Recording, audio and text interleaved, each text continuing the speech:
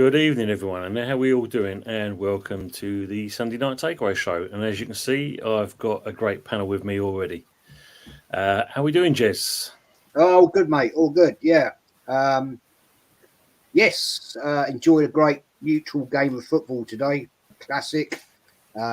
Great cup final for me as a neutral.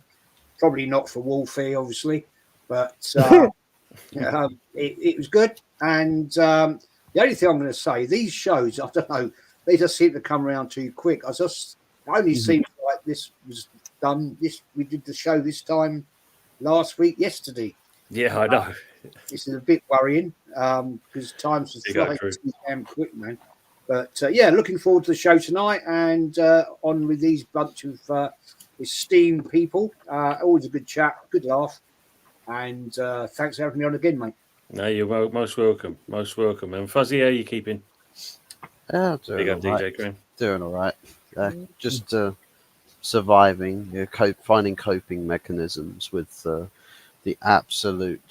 It's like yesterday happens against Fulham and is now immediately the end of the world. Literally, it's amazing. It's absolutely amazing. It's like, I know you feel about that, Fuzzy. I know how you feel. World collapsing in and all that. Literally, that's all it takes. We can go pretty much undefeated in 2024, and it gets to midway towards the end of February to get the first loss.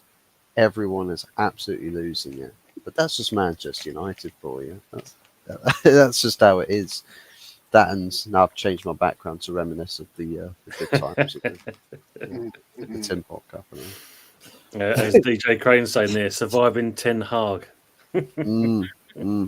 Survival of the fittest. I'm determined to beat every other Man United fan to see the glory days once again.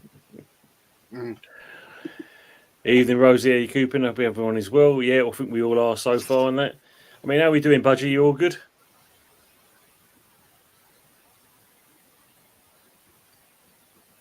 I think he's still having trouble with his. You in, Budgie?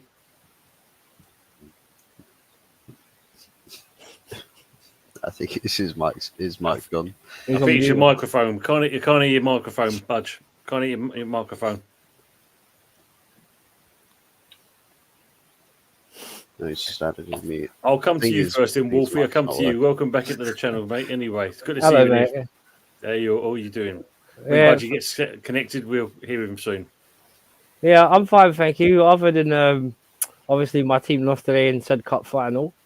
We didn't play too badly, but as I said in the finishing, I was kind of like spitting at my TV by the end of it a bit because we'd wasted so many chances. But the only thing I would say, like, fair play to Liverpool on the game. You know, they won it, they took their chances. But why am I getting Liverpool fans coming up telling me that, oh, we fought you against the odds with the kids? I'm like, bro, steady on. You're first, we're 10th. Like, calm it down. Like, the average age of the Chelsea team was like 22 on the pitch, where the average age of the Liverpool team was 25.6. So I don't know why people are telling me about, oh, we beat you with kids. What? We've got nothing but kids. What are you talking about? I appreciate they won, and I'm not going to be humble about it. They don't need to be. But don't come up with me some paper rubbish that you fought against the odds to come back. And I want to ask everyone here quickly: did anyone else think Cancelo deserved to be sent off? Because apparently he was the referee was Chelsea's 12th man. And I was like, we got the first goal disallowed. So what are you talking about the referee being our 12th man? Yeah, it wasn't, that Casado one and that. It was a bit of a. He was a bit naughty, but he was 50-50. Yeah, I think it was a bit naughty, but it's not bad. I've seen worse.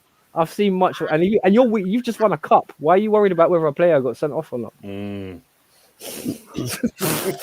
It's fine. It's the top Reds victim complex. They always feel like the world is coming up against them, but then they've forgotten that there's about several thousand other football clubs on the planet that have officiating BS happen against them. Arsenal have it, Tottenham have it, United have it, City sometimes have it, and of course Chelsea from time to time will have it as well. Everybody gets it. Yeah. But it's just, it's probably the case that we need to try and see this as a collective issue as opposed to, well, if it if it favours us, then fantastic. If it doesn't, then well, I said to him on the phone, Fuzzy. I said to him like, "Oh right, so on this basis that the Consader should have got a red card, you want the whole game replayed?" He just smirked, and I was just like, "Were you sure?" Because I wouldn't mind. I'll second that notion. We lost it, so I don't mind the replay. well, that's true. The final's probably the only game in the world that you'll be happy to go get replayed, even if you lost it. You know? It's what it is. That's true. Yeah, obviously, draw got done on Thursday. So, yes, we've got Freiburg away. So, yes, it's going to be a competitive match. Big up the BVB, David. Hope you keep him well. So, it should be interesting. And obviously, AFC always. Tony, Jez, Wolfgang, Hot Fuzz, big up to you guys. Big up to him. Hopefully, we might get Budgie back in if he basically goes from dial-up broadband to Wi-Fi. Well, it might be all right. We'll carry on as it is. So, I don't know if you saw during the week, Monday, Roy Hodgson finally resigns. Yeah. Probably the best thing he should have done. I think so. Yeah. I think it's about time. I mean, fair play, respect. Massive respect to the man.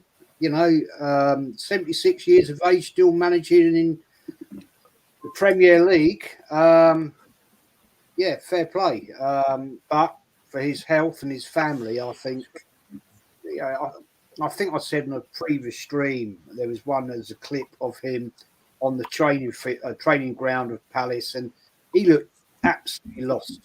Yes, he looked. He was didn't really have a clue that was going on around him, and I think with respect, they played to Palace. They let him rather than. They gave him the option to gracefully resign and put his boots up. So he's done his time, and respect him for doing that. He's been an icon of football. He's been around football for a hell of a long time. So massive respect to him, and hope he enjoys his retirement now and has a great time of that. And good luck to Palace with your new manager. Yeah, Oliver Glasner. Yeah, Glasner. Budgie, you with us now?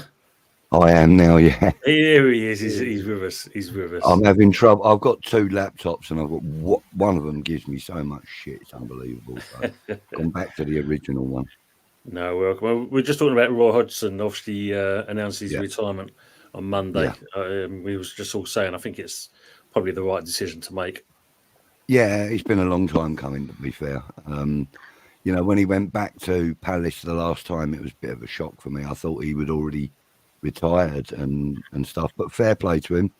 He's a man that don't go down easy, and he's gone on his own terms. Can't ask for no more than that, can you really? No, not at all. Yeah. Big up to Creative Guy TV. I actually like Jez's analysis. That's good. We all do. We all like, especially the quiz show. That was a great one on Friday. It really was good. Oh yeah, it was fun. That was fun. Fair play to the young man. Yeah, he did well, didn't he? He really did well. He did well. 7 points. It's unfortunate the other two guys couldn't make it from work commitments, but I respect that. Fair play. Yeah. But Jack was he was crapping himself a little bit. I said, mate, you'll score. He said, no, I won't get more than 10 points. I said, well, you will. And respect him, man. I mean, he was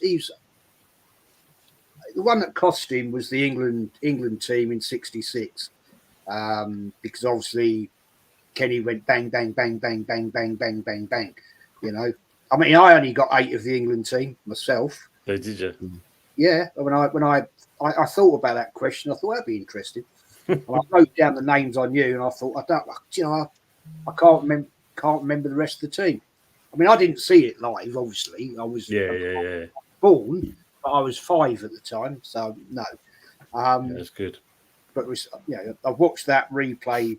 God, we all have a million times, So respect for Kenny for getting it bang on. But yeah, it was good fun. Man. Good fun. Let's just catch up on some of the chat. Big up Josh, True Gooner. Good to see you in here, matey. Let's just quickly race from this. Big Dick Ends, sack the West Ham board, offering them up a new contract. It's an effing disgrace. Yes, apparently it's back on the table again. Moisey getting a contract. What? Seriously?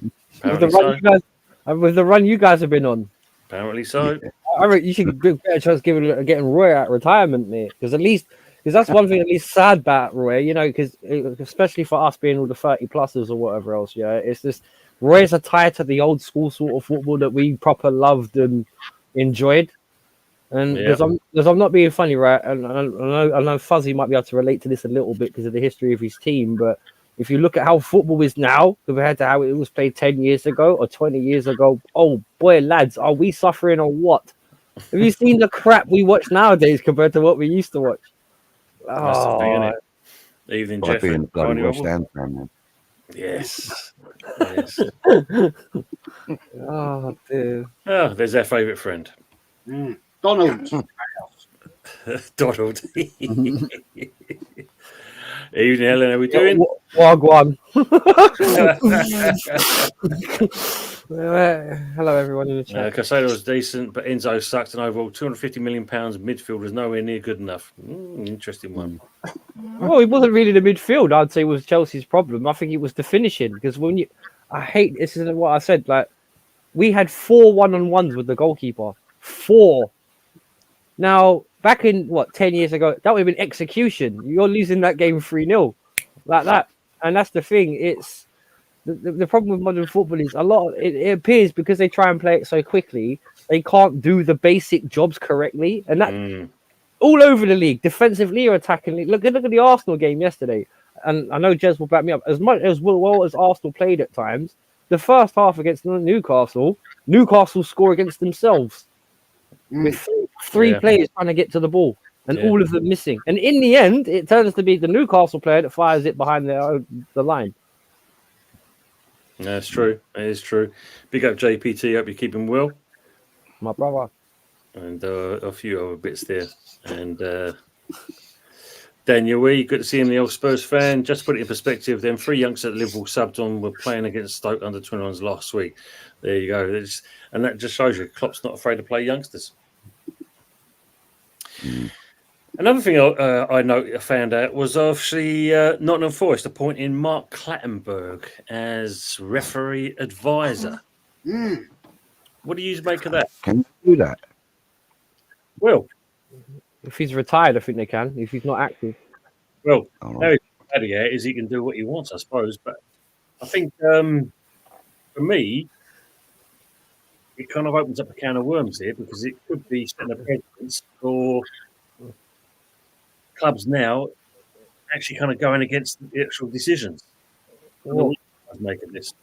Well, can I ask a question? In that case, because one thing I will say, like, it's interesting you said that Martin Clattenburg's been appointed, is because let's be honest, if they actually enforced the rules how they should be in the first place, would this be an issue? Like, would it not be that the reason why we have this dispute about referees in the first place is because when it comes down to the rules, one referee's interpretation of the rules might be different to another's interpretation of the rules. So getting an advice on the rules that they don't stick to anyway, I think is kind of pointless. Because and it's happened everywhere really. Like, how many times would we actually say the referees have actually gone by the rule book? And I can think of at least 2 occasions off the top of my head straight away. The most obvious one being the Newcastle one, when it even says in UEFA and FA guidelines that if a ball bounces off a player's part of his body before it hits his hand, it's not a handball. They actually disregarded that rule to give PSG the penalty. So I'm not trying to say that it applies necessarily to England because obviously it's Europe, but you have to look at it in, like you said, the whole can of worms. Because if you got to look at officiating, you can't just look at it in England, and the whole system needs to be overhauled, not just in England or whatever else. And I follow a bit of world football, so it's not just in England it needs to be renovated. Decisions all over are bad. It doesn't matter if you go in Italy, if you play in Europe, or if you go in Spain, or if you play in England. Decisions are bad anyway. So before you can be advised on the law, you might want to actually figure out what the law is. Fact. football's got too complicated now. The laws of the game back in when I was refereeing were, simple. You had the 18 laws of the game with very minor little subsections to interpret. Now, when I last, it is complicated to hell. As you just said, Fuzzy, if the ball hits a part of the body, then hits the hand, it's not handball. Okay, well, that's a sensible thing. It's always been like that. It was always hand to ball, not ball to hand. Yeah.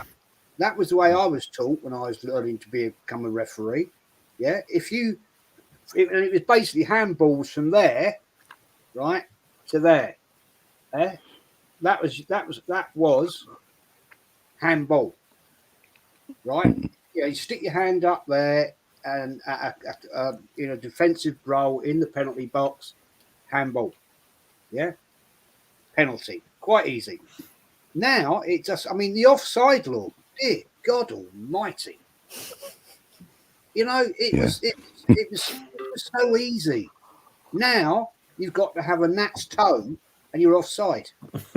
Well, that decision in the game between Chelsea and Liverpool today, the Chelsea goal that was ruled off, that was ruled off because of the back of what's his name, the Chelsea player. It was the back of his hand was over the line. Yeah. Even though they say that the parts of the body you don't play with your ball with don't count as offside. Yeah, but clearly they do because it was given offside today because of the back of a hand.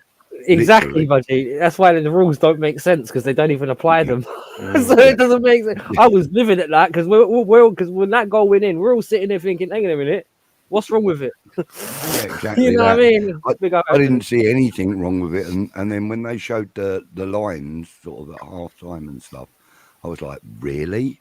That's what they're giving offside for now? That's just ridiculous. I think there was Budgie now. It must be an absolute headache. You must be if you're a top flight referee. I was never that level, but you must go out there thinking you must be so tense going into a game because you've got to get it bang on. We all, anybody that's refereed, I remember having a conversation. It was actually a FA Cup, very early round, amateur level of the FA Cup, where any team can enter. And this team got absolutely battered 10-0, right? And 5 minutes before the end of the game, a guy he's a defender, did an absolute classic double hand save to stop it making it 11-0. And I had to send him off. Game's done. 11. It would have been 11-0. I had to send him off, give him a penalty. It ended up 11-0. After the game, the manager came up to me and said, "Why did you send him off?" I said, "I had to. It's the laws of the game. It's an instant red card. He had pulled the ball, and he prevented a goal scoring opportunity. That's what it says in the law of the game." But he said the game was over. I said, "Well, no, it wasn't actually. There was still 5 minutes to go." So therefore, he had to be sent off. Well, he said, "That's a bloody awful mistake by you, ref." And I went, "Fair enough. You can say that if you want." But let me say, that's probably the one and only thing I got right during the game. And he went, he looked at me, he went, "Fair enough then." Shook hands and walked off. Go on, Jez. Get stuck in, son. That's right. Evening, Dirk Diggler. How you doing? Hello, Anthony. I got to say thank you to everybody in the chat for the love that they've shown already. I'll change that. Dirk Diggler. That's brilliant. One. We all know what that is, isn't it? Yeah. I was about to ask, what have you been up to?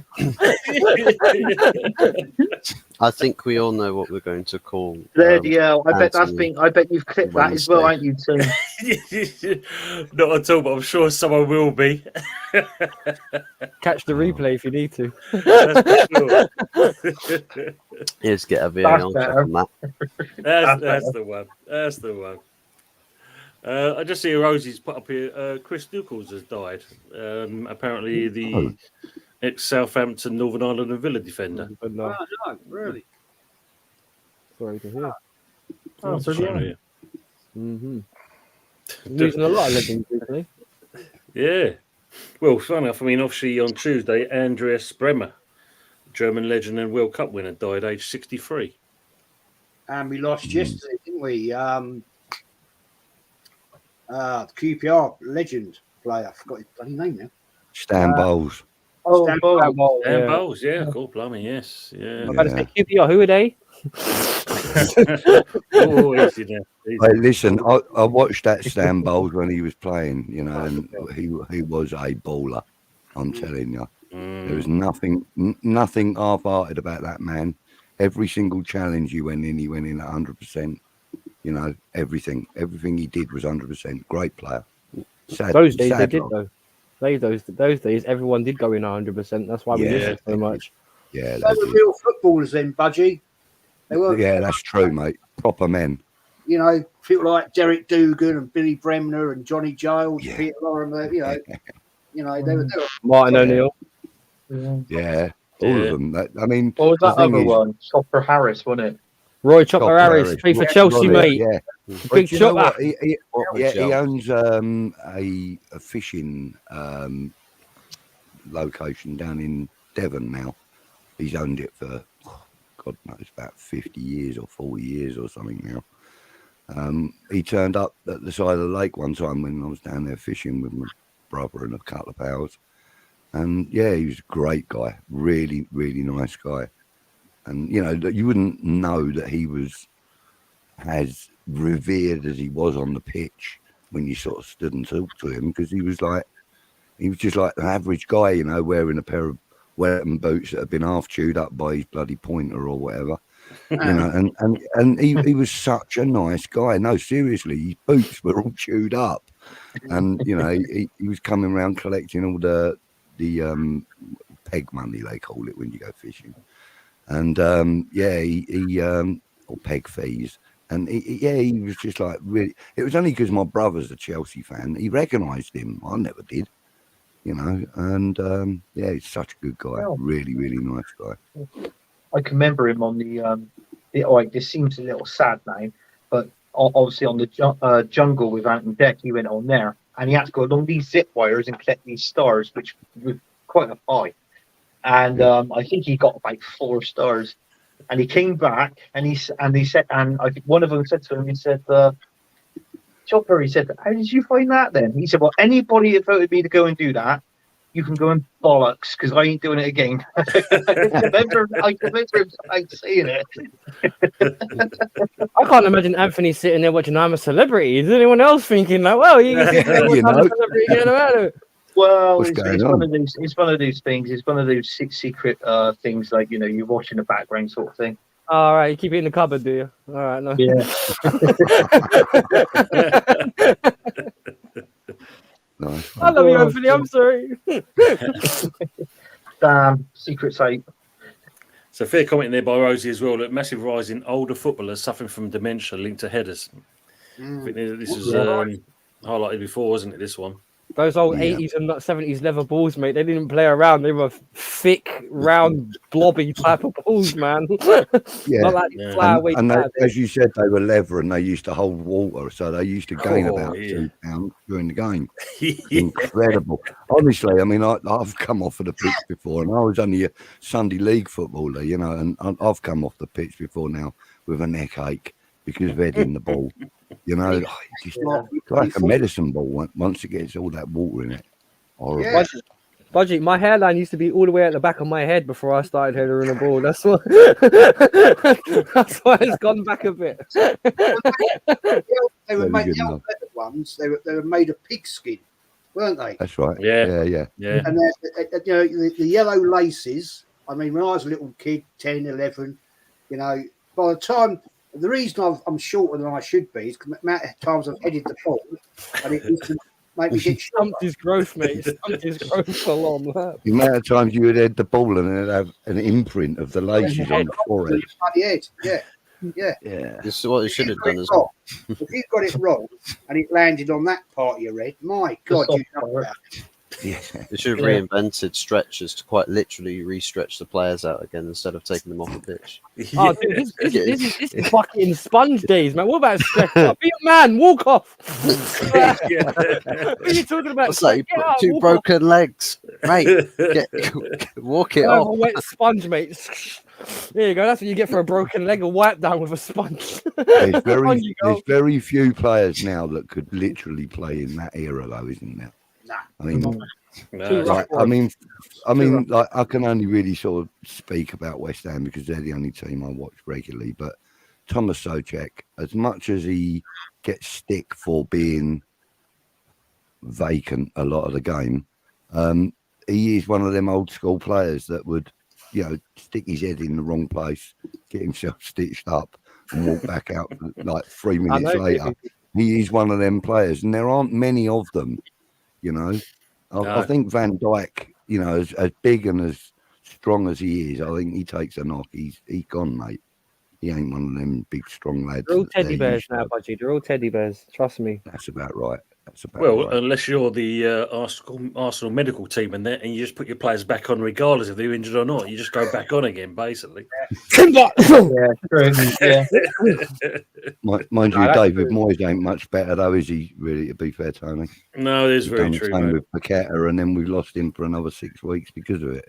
Yeah. But wasn't Brian Clough known for playing injured players, though? Because I remember hearing Mark Crosby say once that he had a broken finger while playing for Forest, and his finger was all that snapped back and everything. And he came, a drunk Brian Clough come up to him and said, "Can you play for me, young man? Just one more half." Yeah, true. Because I need to find I think he was on the under the Kosh podcast, but it was just the way he come out because he actually did the impression. So he's like, "Can you carry on playing for me? I'll try again." But fuck knows what's going to happen. You know, his fingers all taped up. So, you know, that was his nickname as well, wasn't it? He used to go, what was it, Brian Clough? You go, "Oi, shit house. Shit house. Shit house. That's what they call him. Young man, are you going to play for me? Well, go and get your boots. Go and get your fucking gloves and all." Stuart Pearce has got a few decent stories about Cloughy, hasn't he? I've seen a few of them. I think Mark Crosby told one. They were playing against, it was Forest against the Crazy Gang, Wimbledon. And they're in the dressing rooms and they're playing. And Vinnie Jones walks in. He got like the old ghetto blaster.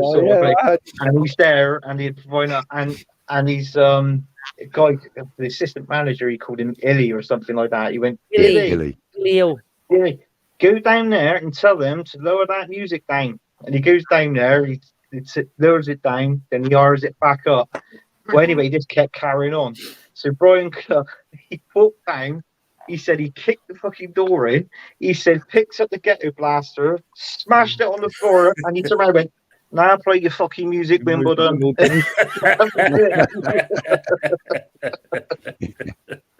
Yeah, that's superb. Just shouting out to DJ Crane. Got to head out, guys. Catch the rest on playback. Take care, all in the chat. See you soon. Take care, dude. Take it easy, Nice one, mate. See you DJ. shortly. See you, DJ. And what's he saying? Arsenal eyeing a move for Ajax goalkeeper Dane Ramage as a possible replacement for Ramsdale. Interesting. Okay. I'm fed up with all this debate with Ramsdale. Hold on. Can we rewind that a minute? Hang on a minute. An Arsenal fan is talking about replacing Ramsdale already, and yet they're all up in arms about him being replaced by Raya. Yeah. This is a bit strange. I mean, that's kind of a weird conversation to be getting into, I think, already. I think it's paper talk, really. Is it? Yeah, I think that's paper. Because one thing about it is that's one thing area that Arsenal have not been short on goalkeepers, and to stir up even more of a hornet's nest. Because I know quite a few Arsenal fans, they are really pissed off about this Arsenal situation, considering the amount of them they've had. It's like us, the strikers, they can't seem to find a fit. It's a bit weird. Yeah. I mean, I find it weird that Raya's getting in before Ramsdale anyway. I find that strange. Although, having said that, I always fancied having Raya at West Ham. I've got to be honest. because I think he's a decent keeper. But I think Ramsdale's a better keeper. So what's keeping him out of the side? Yeah. You know, other than Yeah, Captain Black. That's my opinion. But as Distribution. well.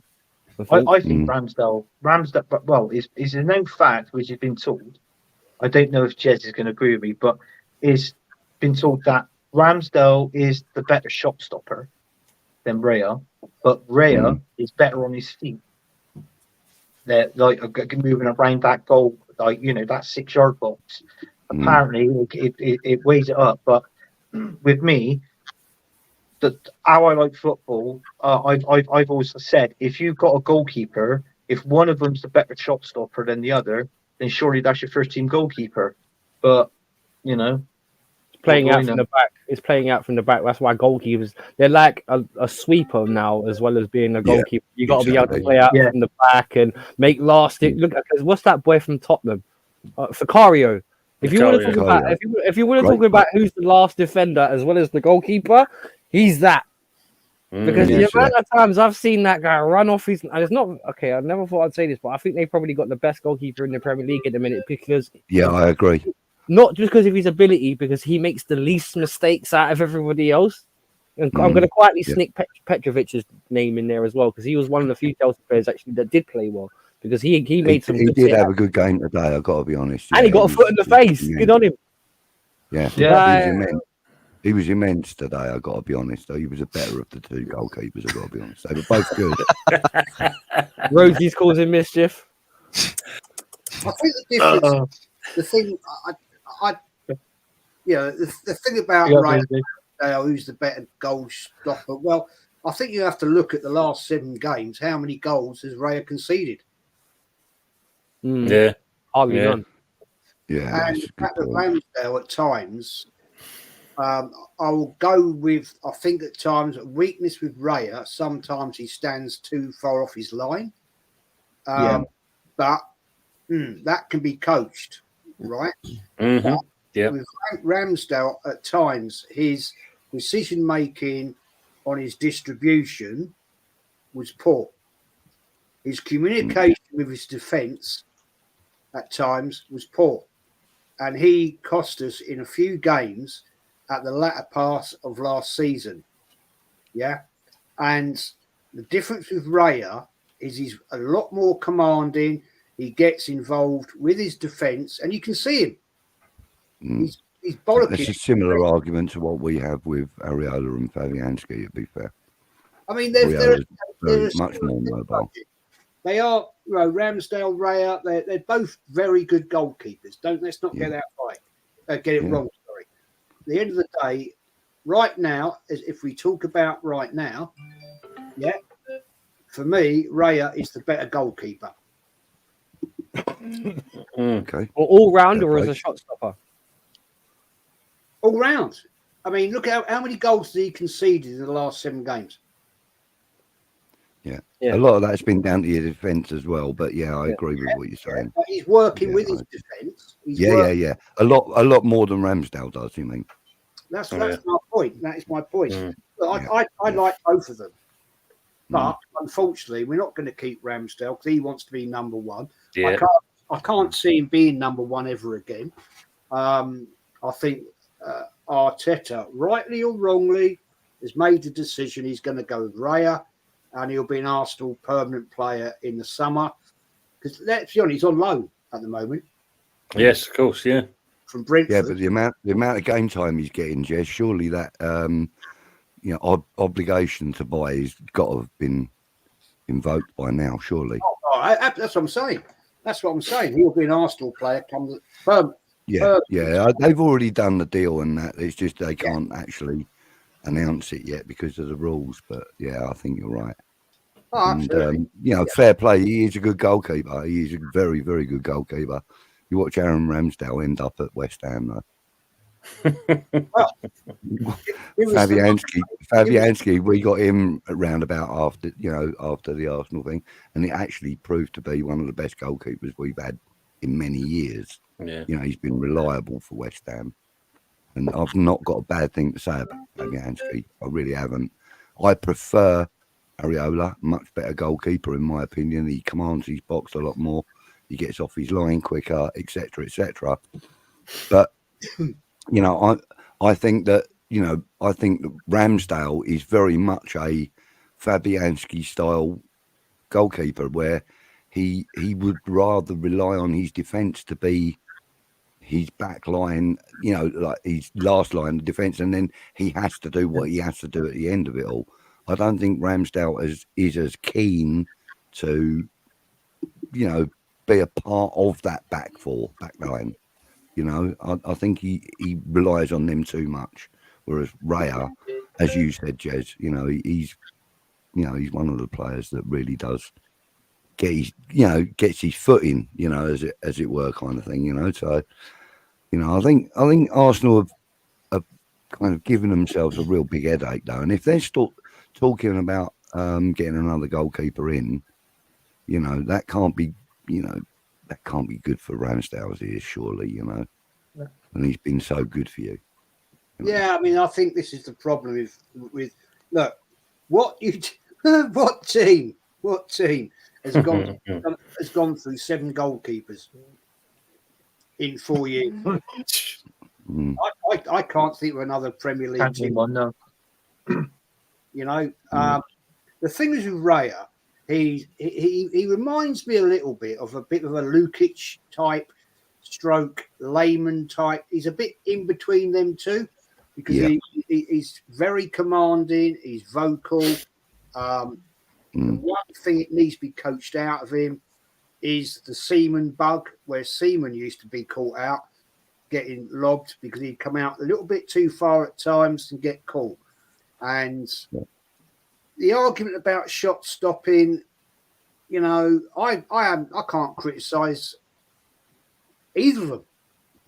At the end of the day, what I look at in a goalkeeper is a shot stopper, a commander of the box, because you own that box, right? You own that box, right? Yeah. It's down to you to follow your defenders and say, you're not doing your job, fella. Yeah. You're not doing it. So that's why you've got to have a captain in every single line of your players. You've got to have one in goal. A metaphorical goal captain. You've got to have one in goal. You've got to have at least one in defence, at least one in midfield, and if you're lucky, you get one up front as well. But I think, I'm an advocate for goalkeepers being captains. I think it's I agree with you.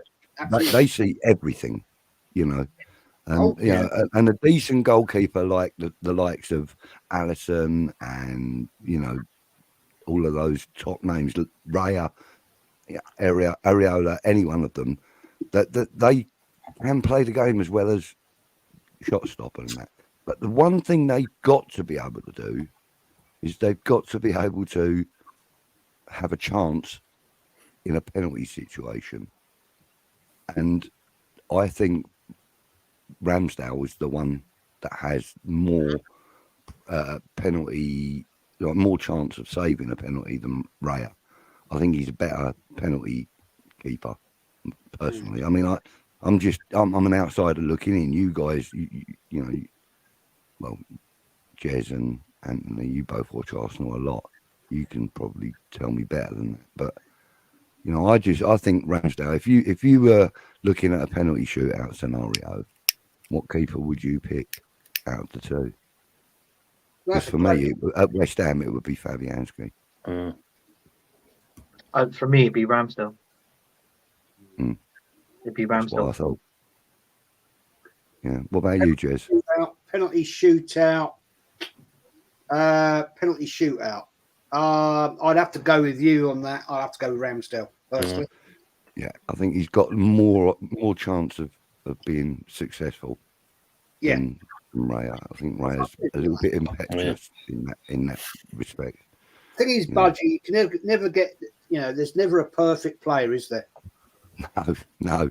That's true. I mean, Wolfie, would you say? Sorry, Wolfie. Budgie. Yeah. I mean, Wolfie, would you say about Daniel East commenting about Courtois? Not great at playing out of the back, but look at the Champions League final. He shot stopping won Real Madrid that final. I mean, obviously, he was a great keeper for you guys, wasn't he? Mm-hmm. Yeah, he was. And to be honest, we kind of found a throwback to him sort of in Petrovic. in terms of, because one thing about Courtois, and I do big up what Bodgie's saying about, there's certain goalkeepers when you look at them, whether there's shot stopping, set pieces or penalties, like if you've got a goalkeeper with presence, it helps a lot. And one thing about it is like Jez was saying a minute ago, like even if he's not the captain, you still want your goalkeeper to be very vocal, because obviously he organizes defense and set pieces and stuff like that. You know, that's the one person the defenders can't block his line of sight. You know, that kind of thing. So he's always a central figure, and obviously one that's brave, determined to win, shouts, gets about himself. You know, puts himself about a bit. You know, like you would want that, innit? Because you don't want it to be bullied, particularly in the Premier. Because even though, let's be honest, there are some cuddly teddy bears out there, but some of them are big boys, and they do throw themselves around a bit. So you need that. And the only thing about Raya myself is sometimes he doesn't play out from the back and properly, in terms of sometimes you just need to get rid of the ball more than look for a pass. And we had the same thing with Sanchez, because it's this modern thing that goalkeepers have to be able to use both feet and all that kind of thing. It's like, just get rid of the fucking ball. That's for me, regardless if you're playing or not. That's job number one for any goalkeeper, whether you can do 100 kick-ups or not, whether you can make a 50-yard pass or not. You keep the ball out of the net. And that's why I have, because I gave an example a minute ago for Cario. 9 times out of 10, he's running around the pitch looking like a nutter. He ain't playing out from the back. But yet somehow he's possibly the best goalkeeper in the Premier League, and he can't play out. Everyone says Alisson and Edison. I don't want to hear this Pep Guardiola Klopp model stuff about, you have to play out from the back, because a lot of teams aren't even good enough to do it. And that's why they get into trouble so much. No, it's true. They get in transition, and it's just seems to be the football, because that's the one thing I will say I miss about football maybe 10, 15 years ago compared to now. The styles of the teams. Everyone looks exactly the same. Stoke, right, okay, I'll give you an example. Chelsea, we used to be back in the day kind of like European in the way we played, so we were a little bit slow, but we could find ways to cut you open. Man United would always play with intensity. Arsenal would always play with class because they would pass you to death. Liverpool would outwork you. West Ham, just like Stoke, they could be technical West Ham, but they could use shithousery as well. Stoke was pure shithousery.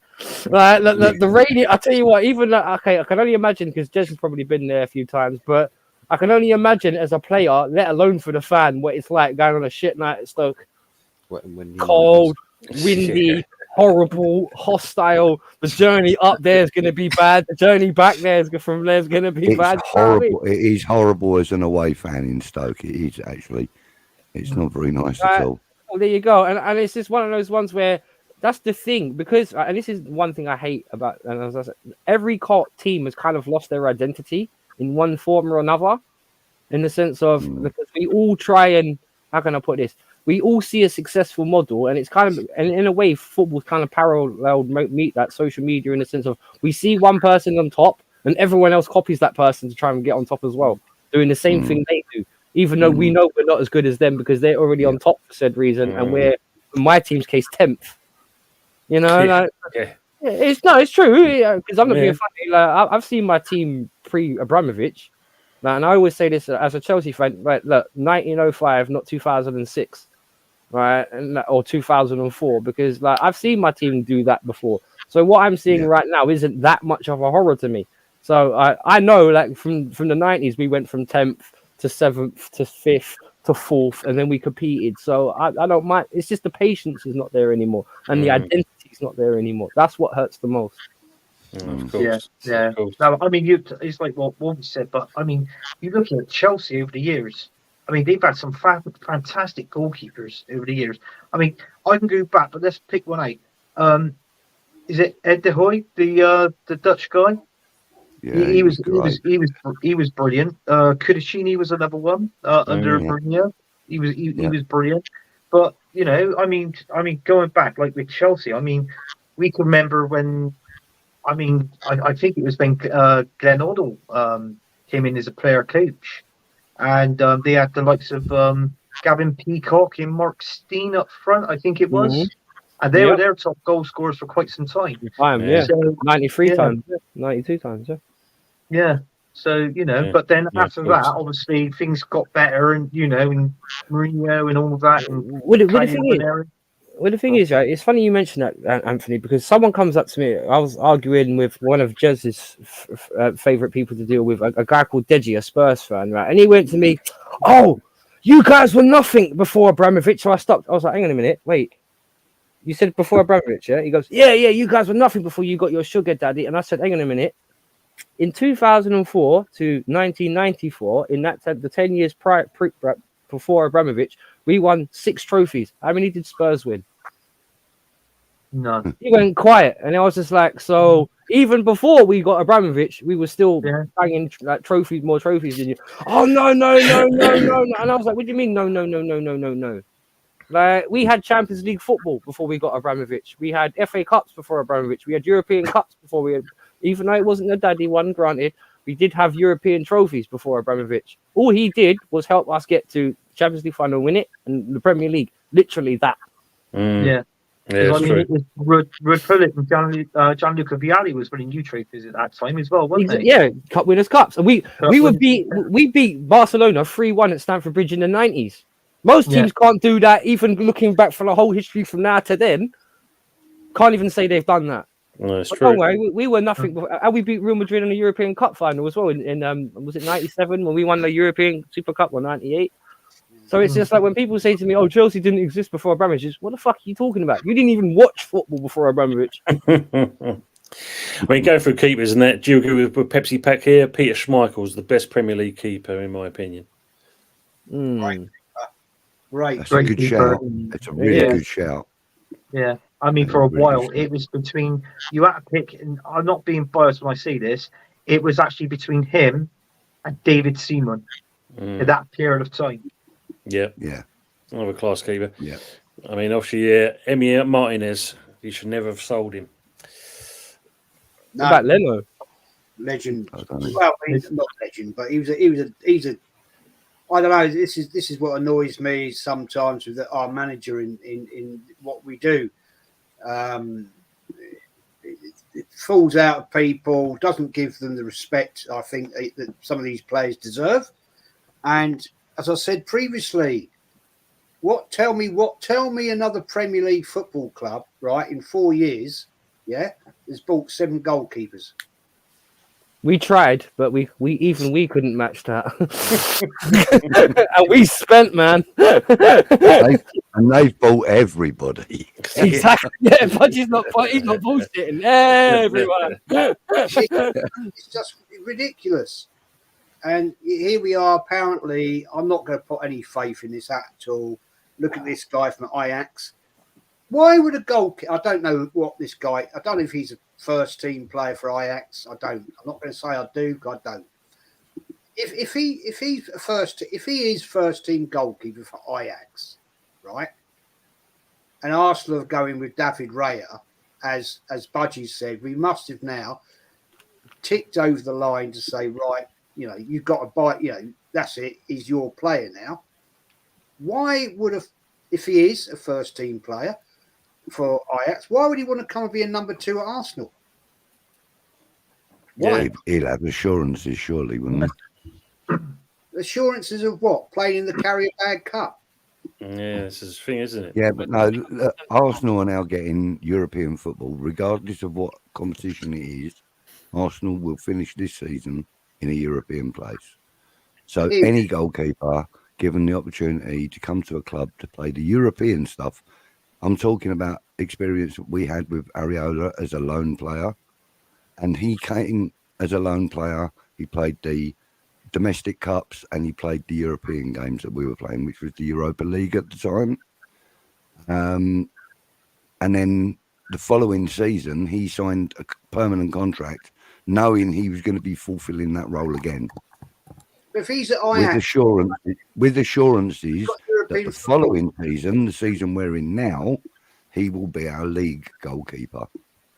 And, Fabianski has just signed another year's extension, I've been told. So we've got him until, well, not just, but recently. So we've got him now until January again. Apparently. Fair enough. Yeah, okay. But Ajax are in European football, so why wouldn't he want to stay there, mate? Well, I would personally, rather than go to a club where you're not sure that you're going to get the minutes on the pitch, regardless of who it is, even if it was West Ham. If you're a number one goalkeeper where you are, and you're going to go to you're up for a move going to another club, then clearly you want to be number one when you get there. Areola was always a number two goalkeeper. He'd been on loan a few times. He was at Fulham. He was exceptional at Fulham, actually. He saved them from having a lot of like double-figured games, I think, because he was brilliant at Fulham. And that's why we took him on loan, because of what he did at Fulham the previous season. So this Ajax goalkeeper, he's either if he's gonna come to Arsenal or any other club, he's gonna have assurances that he's gonna get first team football in one respect or the other. Mikel Arteta doesn't come across as the sort of player that will give anybody any assurances. If I'm honest, I have to agree with you on that. I don't know. I'll wait. Look, Arsenal get linked with everybody, don't they? Right, and a lot of this, I think, is a lot of these players. It's their agents that punch it out there. Maybe the guy's looking for a move. Maybe he is.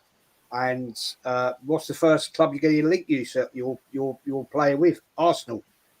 That's what Arsenal do. I've just read, Fuzz, I've just read your comment about the Rashford thing. That's actually, is that really a thing? You can't say anything against him because you're going to be classified as a racist. Yeah. Come on, tell me about that, please. Not that I've experienced it myself, but I know that there are these mobs, these groups of people who follow each other, they interact with each other, and they're quite vocal with when you criticize a player in your squad. And the stupid thing about it, right, is you'll get it with all sorts of players. You're the proud supporters of those players, and they're kind of on the side of Player FC. The annoying thing about this Rashford mob is that it's not just people who are apologists for him and say, "Oh yeah, Marcus Rashford, but look at what he's done for the club. Look at where he's come from. He's Mac born and bred." I'm like, well, first and foremost, we don't care if you're playing the way you are.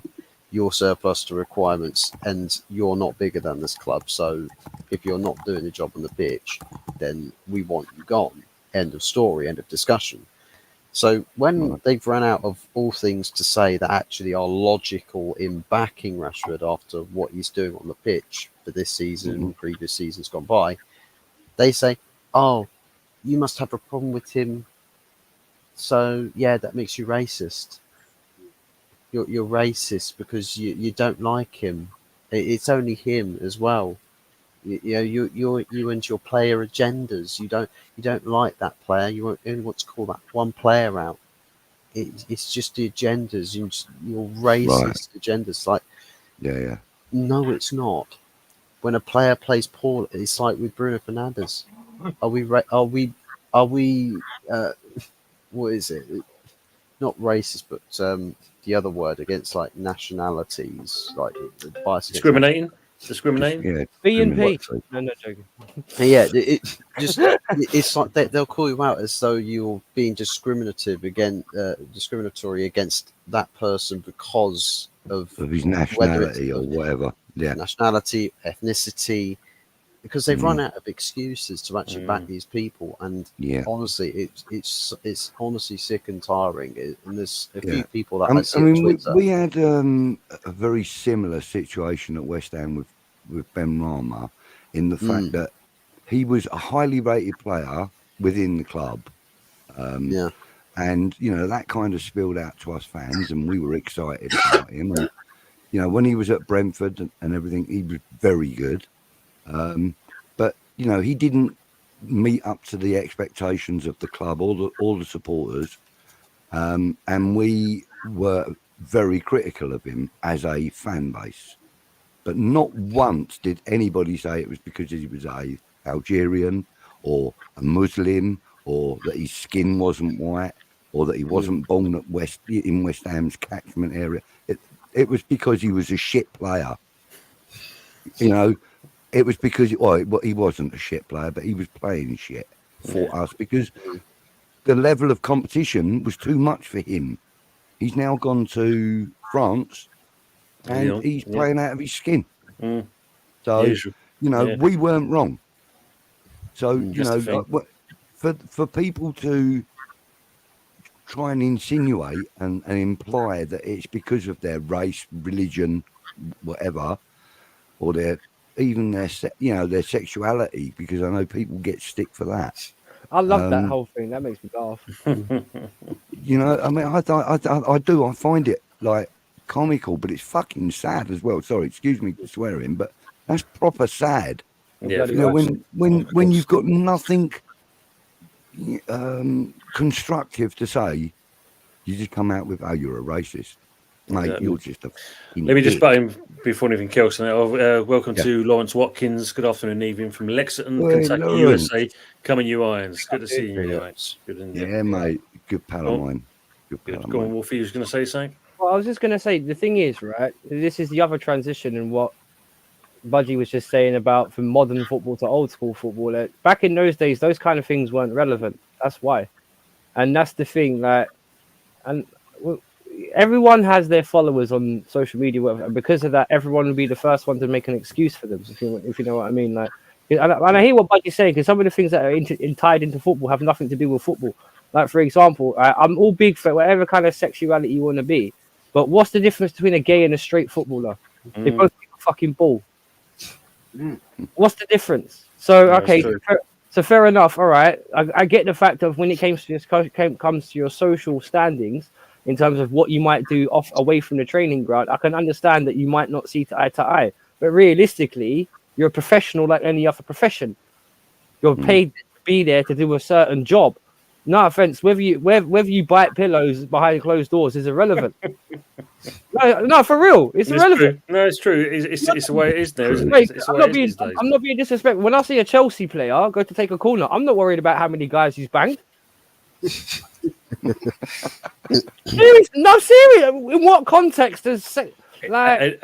It's this day and age, though, isn't it? It is definitely day and age. It's sad because one thing about it is, right, and then the thing is, and this is the one thing I really hate about the social media side of football, is a lot of people will make judgments of you, but when you try and explain it to them, you'll be like, hang on, no, this is why I think they're a crap player.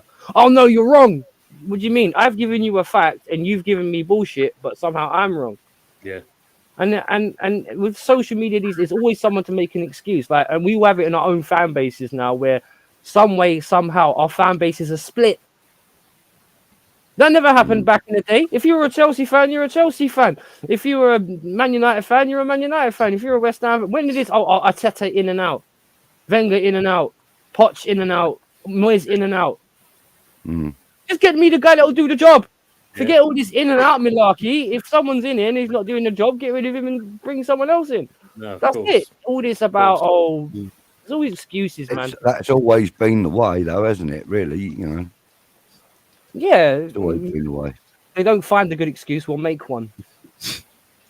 The trouble is, I think a lot of this nonsensical chat comes around.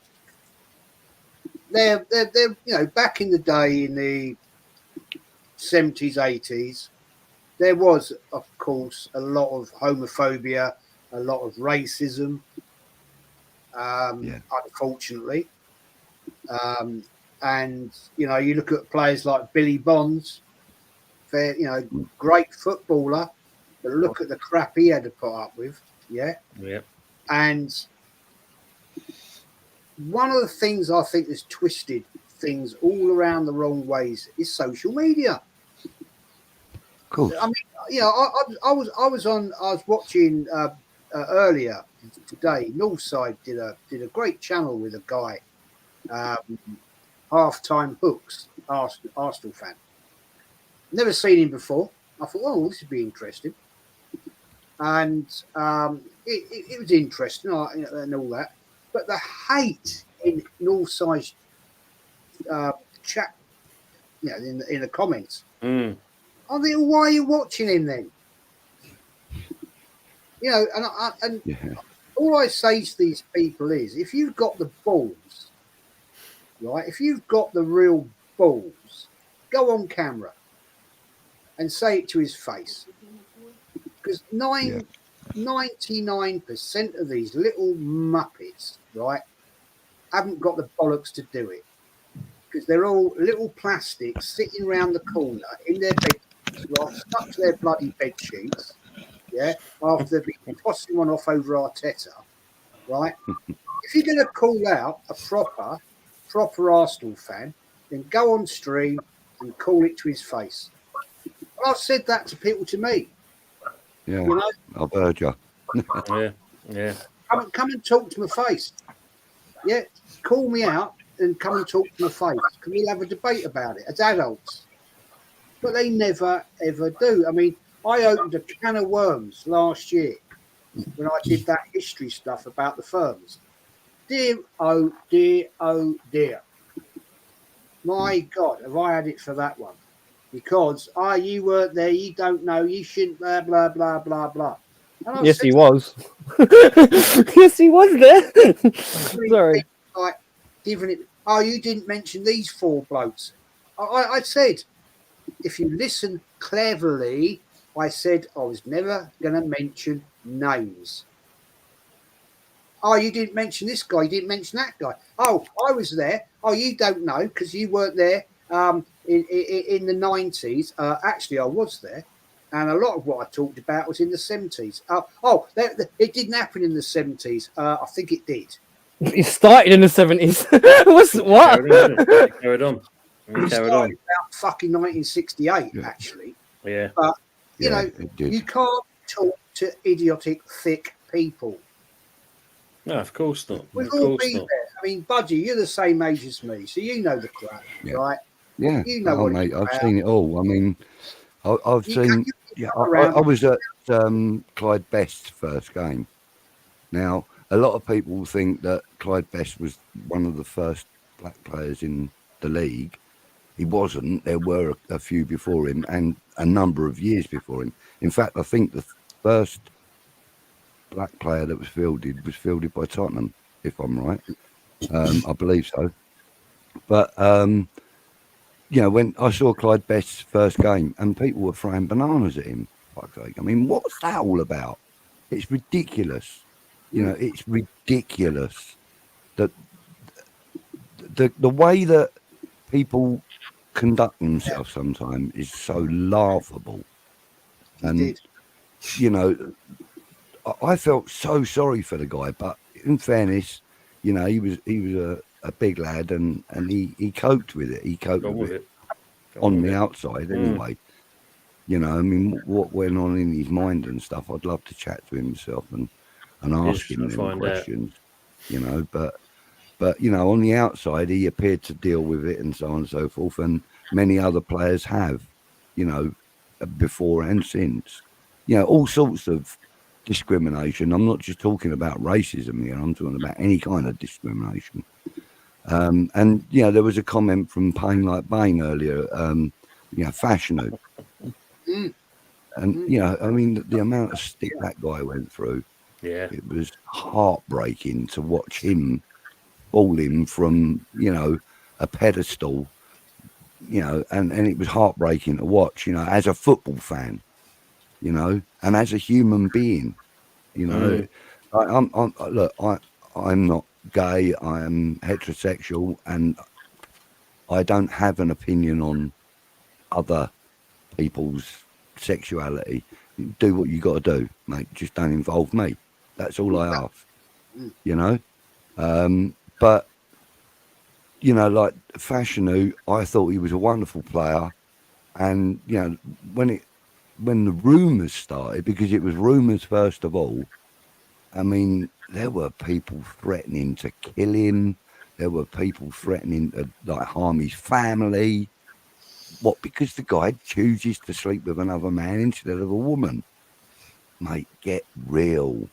You know, that kind of hatred and that kind of discrimination not needed and you know, this taking the knee, that's not needed. I understand it, but it shouldn't be needed. Big You up know, sword for or it Zaha shouldn't on have that as been well. needed. Actually, the thing is, this is what makes me laugh by men, right? Men calling out gay men, right? They don't like it, you know, call it all these horrible names and everything, right? But, right, let's call it, you get blokes who love to see two women together.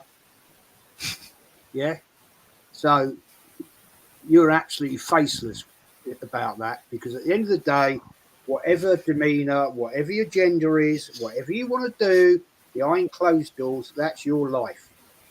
That's up to you. I don't give a shit about it. I know gay people. I know lesbians, They're right? lovely. Gay people are lovely.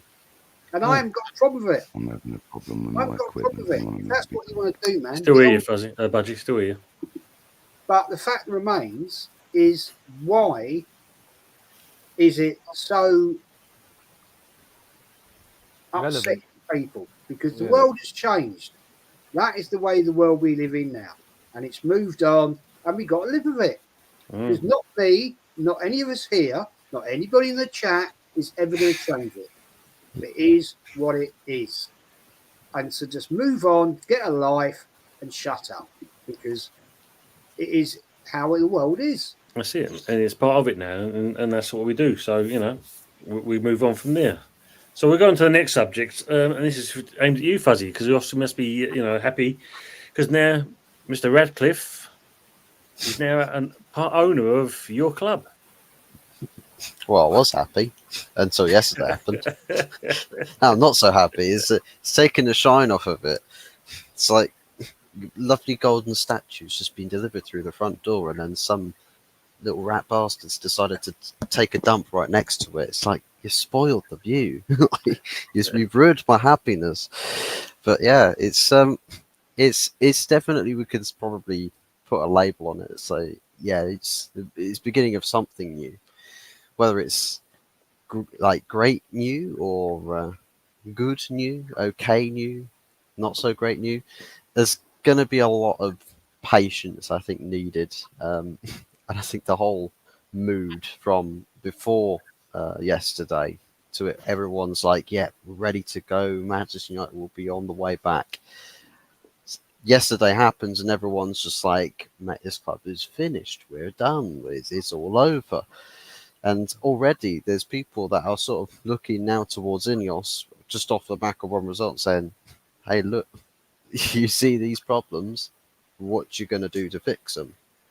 And I think still very, very early doors, that we've got a huge amount of work that needs to be done. Not all of it's going to be done overnight. Some of these things, these factors that we're annoyed about with at the moment, it could take, you know, a year, 2 years, maybe even 3 years. Ideally, Ineos want us to be competing for titles within 3 years. So that's something time frame wise to think about. So we can't expect perfection right away. I suppose the question really is, what does Ineos do, or Sergeant Ratcliffe do, with the current situation, with current manager, current squad, and this dilemma between, you know, do we sack the manager and go a different direction, or do you back that manager and try and kickstart your era at the club with that manager in mind? I think there's definitely a very distinguished split between people that are just sick and tired of watching Ten Hag because the guy ain't got any style of play. Nobody knows what his tactics are. To be quite frankly honest, we haven't had a style for 10 years. And we've had that many different managers. There's been no tactics for 10 years. So I don't really know why people are so adamant about style. Because you get a manager come in, we talk about he's going to bring great style. And then 1 year later, we're talking about there's no style. We're getting by in games. We're just surviving. And it's the same old story. But one thing that doesn't change is the collection of players And I think it's about time that a board looks at that problem and thinks, actually, there's a lot of players that have actually probably been there far too long. Their contracts are too lucrative. There's not enough incentive for a player to actually perform and put in effort on a pitch. There's no punishment for not working hard for the club. And it's all just goes hand in hand, but there's always got to be just one fall guy in this. I think what I want to see change is this new ownership really bring the hammer down in every department across the club and to say, look, the days for mediocrity and accepting it are long gone now. It's over. One person drops the ball, everyone's suffering for it.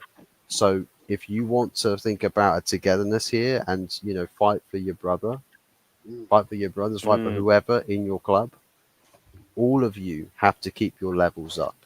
You will only be as good as the weakest link in this setup. So everybody's got to be on it. That's just how I feel about the situation as to where we got to go now.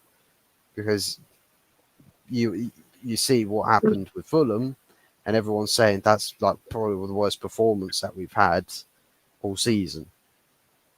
And it's like, well, we need to get into a point where that's not happening, but the same old culprits as far as players are concerned on the pitch. It's not like we can clearly say, well, the tactics aren't working. At the same time, those players, even with any tactics, regardless, irrespective of what tactics there are, if somebody is not putting in effort to win 50-50s, not pressing from the front, not tracking the ball carriers down, not making space, not holding up play, not doing anything at all, or throwing your game plans in the trash super, super quick, it's like, I don't think it matters if you've got Pep Guardiola or Jurgen Klopp or Ten Hag or whoever else in the dugout, because those players are not putting in the effort to try and make what they're being told to do work. So it skewers anything that the manager wants to do anyway. So for me, stick it on the players and just say, well, look, now the spotlight's on you. One screw up, one cock up, it is curtains for everybody. So don't let your teammates down, because if you drop the ball, you're responsible for everyone's losses. Because he's interesting going by there, because I see he's only just bought literally the football operations, isn't he? Which is costing him roughly 1.31 billion just for that part alone. Wow. Well, can I just say one thing about Man United? Because one thing about what's funny about them is, and I think Fuzzy will agree on this, the problem with them is they've needed a lot of investment for a long time now. Say Fuzzy said about 10 years, because obviously that's the end of the Fergie era. So you stopped bringing in all the attraction because obviously you stopped winning titles. The thing is, I think with the whole Man United thing, they've been going in the same circle for a long time, and then they've just repeated it, then repeated it, and repeated it. And each time they've gone with a new manager, they've invested less and less and less and less and less. It's the definition of insanity. But in this case, you're trying to get the different result with the same pot, but just giving it to a different chef.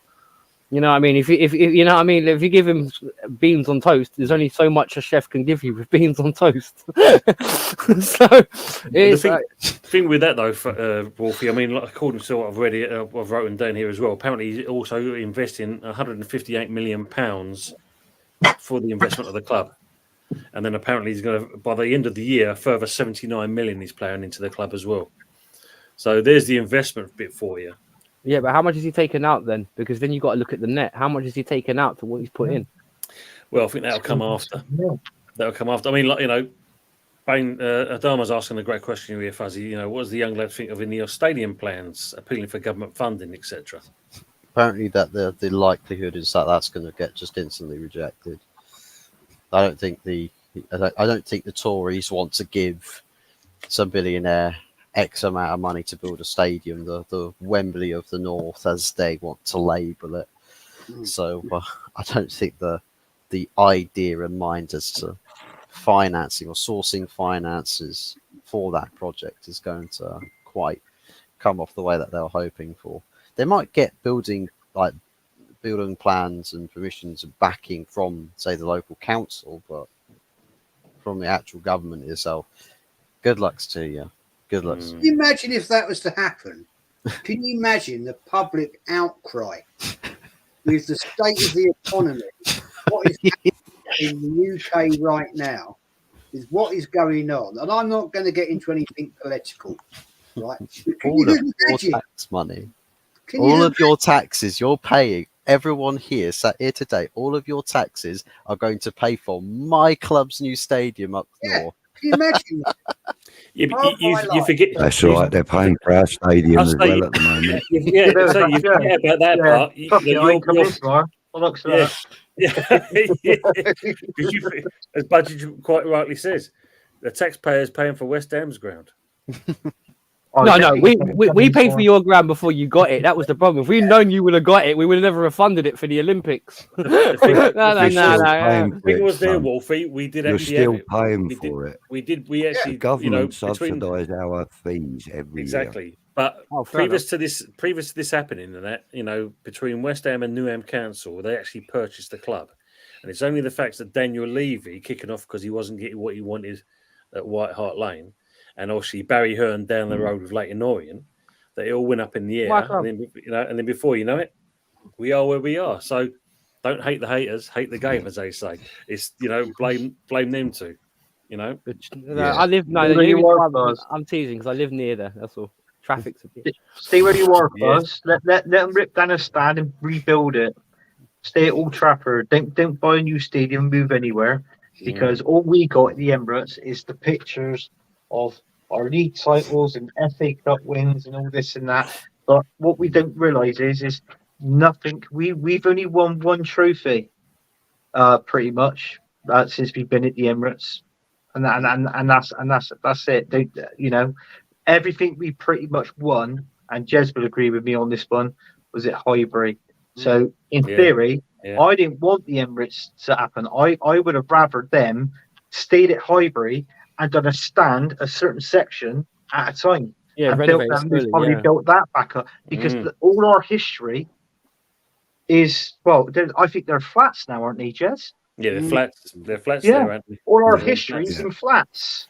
The problem is similar story again with Upton Park, though. I mean, like they started off with the Trevor Brooking stand, wasn't it? I think it was the first one they did, and they were going to improve Upton Park. But the fact is that it wasn't, fit for purpose anymore.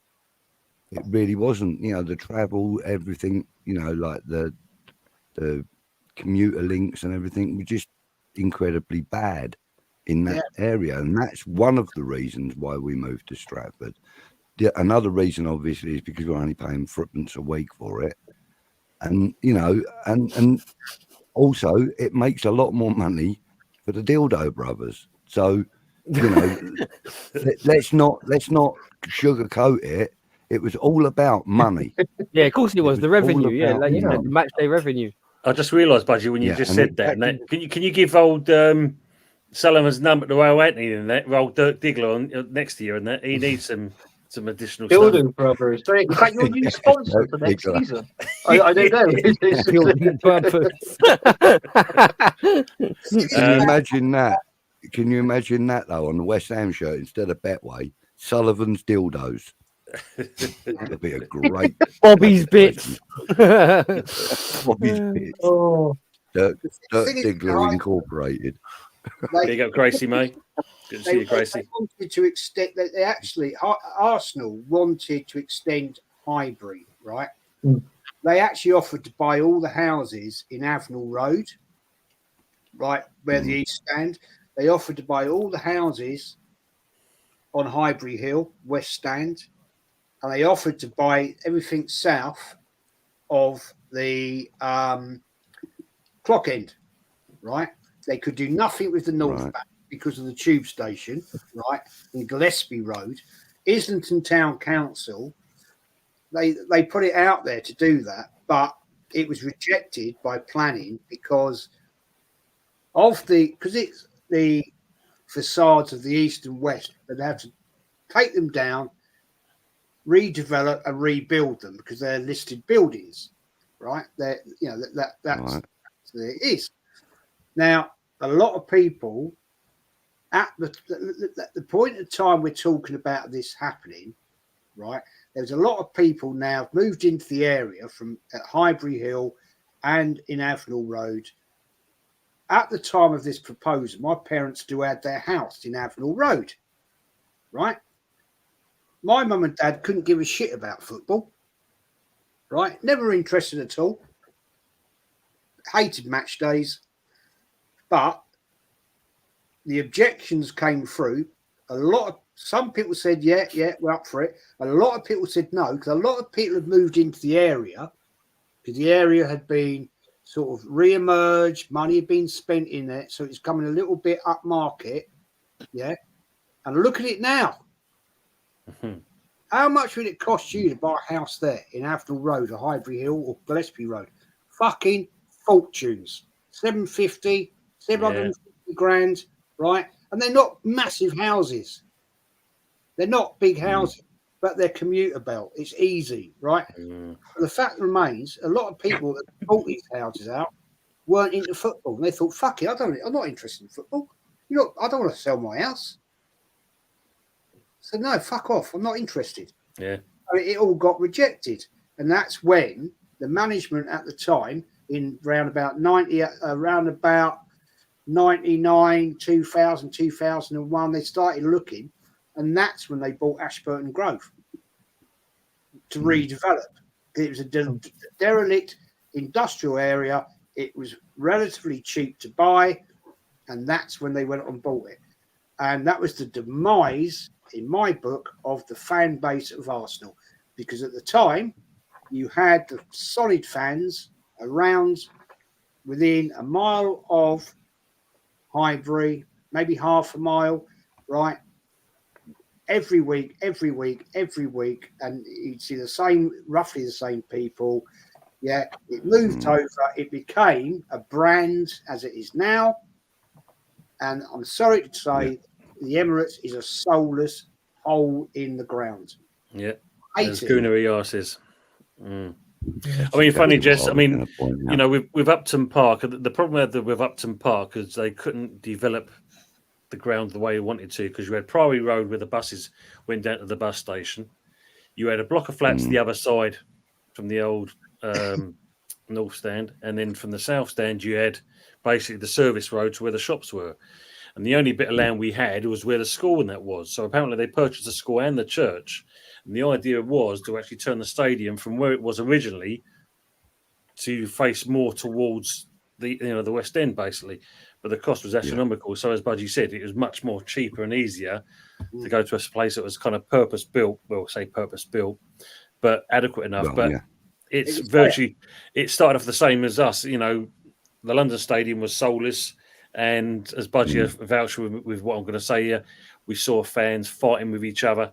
That's their own fans fighting with each other at a stadium where they didn't want to be. I mean, I wasn't actually at the stadium when any of that happened. I hadn't been to the stadium until, just after lockdown, actually. So, but I know about the discontent in the fan base, and and a few of my mates told me about some proper actual physical fisticuffs and threatening to do this and that to each other. I mean, it was ridiculous. But I mean, I think by us getting the Europa League 3 seasons ago, I think by us achieving that, it's turned the stadium into more of a home for the fans. I'm not saying that anybody really enjoys it there, because it's actually not fit for purpose, to be fair. No. But winning helps. And like for someone like myself, I mean, I've got health issues, and my seat is in the last row, right at the top of the Bobby Moore upper, and it is absolutely painful to get up there, But then, like, I've also got other issues where I might need to go and use the bathroom, and I've got to go all the way down to the ground floor to do that. It's heartbreaking for me personally. Budgie, can I ask you a question? Yeah. Do you get pains in your legs when you're walking? Yeah, of course I do. Yeah. You've got the same thing as me, peripheral arterial disease, haven't you? Oh, I don't know about that. Big I word, haven't been diagnosed with that. That's a big word. I've not heard of it. No, I've got like heart problems, and I've had 2 heart attacks now. Oh, blimey. And I've also got Sorry. I've also got prostate cancer, which I'm fighting at the moment as well. Yeah. So Oh shit! God bless you, dude. that's a bit of Oh, a tough dear. one.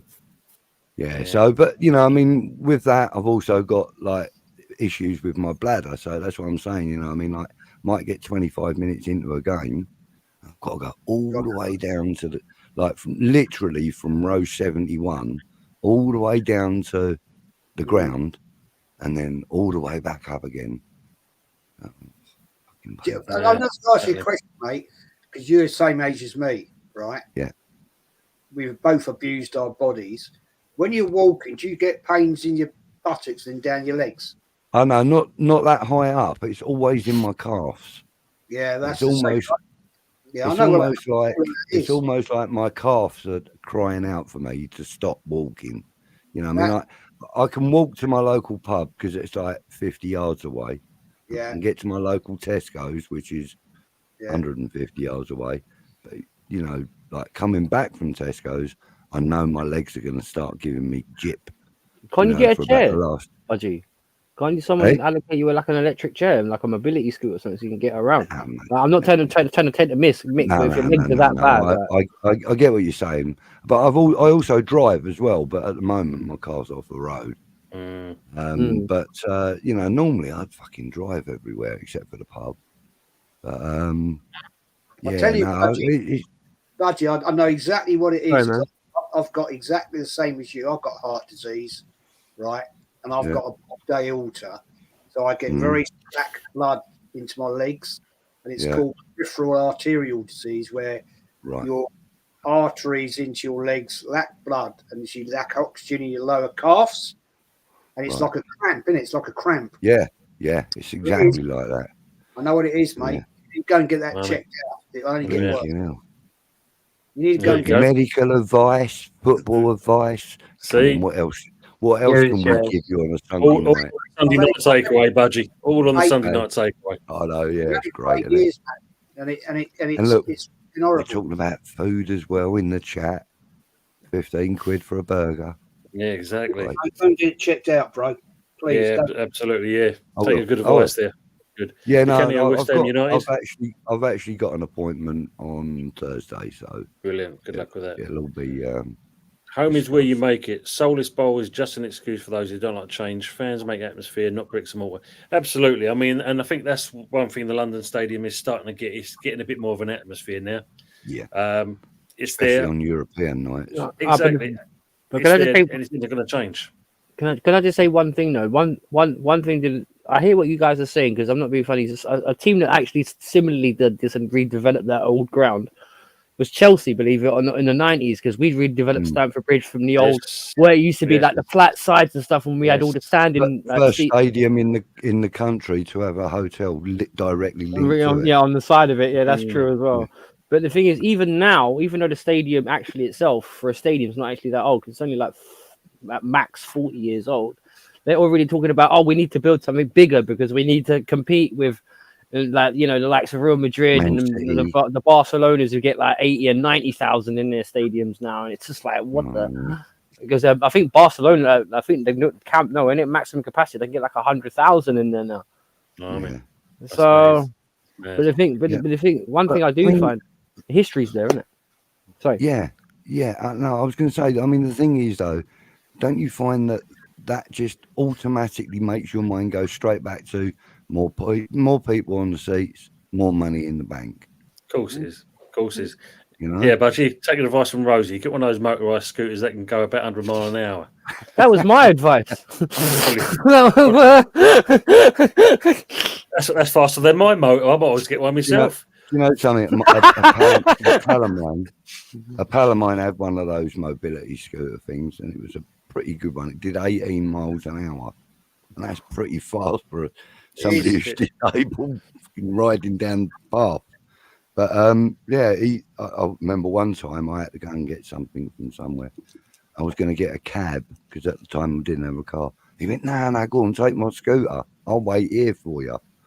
And I was there and back in no time. It was brilliant. I'm actually seriously thinking about getting one. Like they do an off-roader and all sorts they do. Bloody Great. hell. I was going to be skidding around now. You watch. What didn't you see the Top Gear when they had to take? Oh, the mobility. Yeah, and the modifier them and all that. Yeah, it was hilarious. And the ambulance. I'm going to do that. So this is just a bit off topic from football. The BT Tower in London has actually been sold to a hotel for £275 million. Is it really? Wow. Yes. So yeah, it's going to be a few years until they move in because obviously, it's still got everything in there, BT wires and the staff and so forth. But yeah, it's going to be turned into basically an iconic hotel now. So where are Comic Relief going to have their phone-ins now then? There's always room in the London Stadium, mate. They can, go with the comedy there as always. Yeah, you know that. It's brilliant. So obviously, let's talk about the football over the weekend. For one team, it was very decent, and for two others, not so decent. So let's talk about Arsenal's game against Newcastle, Jez and Anthony. Shit, rubbish, crap. Missed it. Couldn't care less about it. Thought we was going to lose 2-1, and that was it. No, we're joking. No, it was quite good. I quite enjoyed it. But obviously, you got to think. I think Newcastle. I'm not making excuses for Newcastle, but they have got a few injuries, though, haven't they? They had a couple of people missing. But then, like every other football team, that sort of thing. So, but yeah, I really think we're in the right direction now. I mean, that's 6 straight wins now. That's what. That's 18 points. That's 25. That's 25 goals in 6 games. 7. Now. 27, is it? 7 games. 7 games, mate. Oh, right, 7 games. Right. So we're pretty much on the up. It feels like it's champion form, but if we can keep up this momentum, because we've got Sheffield United next game. Followed by Brentford, then obviously back into the Champions League against Porto. So, is hopefully we could do something there. But I mean, people touched on it. I mean, I can remember watching one of Gez's streams as well. Obviously the football we're playing in the Premier League at the minute is decent, but compared to our last game against Porto, personally I thought it was piss poor because it seemed like to me Arsenal wanted to play for a 0-0 draw. And there was pretty much nothing in that game to talk about really in that Porto game. So I had the same impression as you, Anthony. I must admit, I thought that's what Arsenal's game were. Go out there with a ball draw, and then go back to the Emirates and hopefully smash them out of the park. But it didn't work out that way. No, it didn't work out that way. I mean, obviously, Rail was off his line a bit. In theory, I mean, you can understand why people said defended with the mistake as well. Obviously for their goal. I think obviously Rail was off his line a bit too much, but also I've noticed as well he jumped too early, and it reminds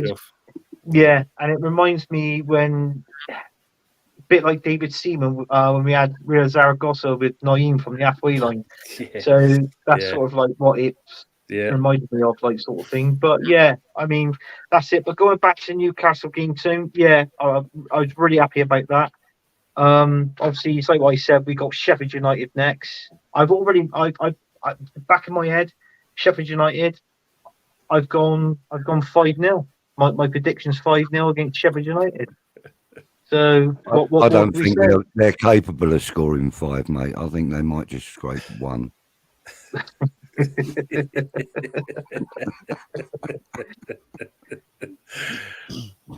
Yeah, because obviously, you offer. I mean, it was for a comeback. Obviously, like you said, the Porto game, it wasn't your finest.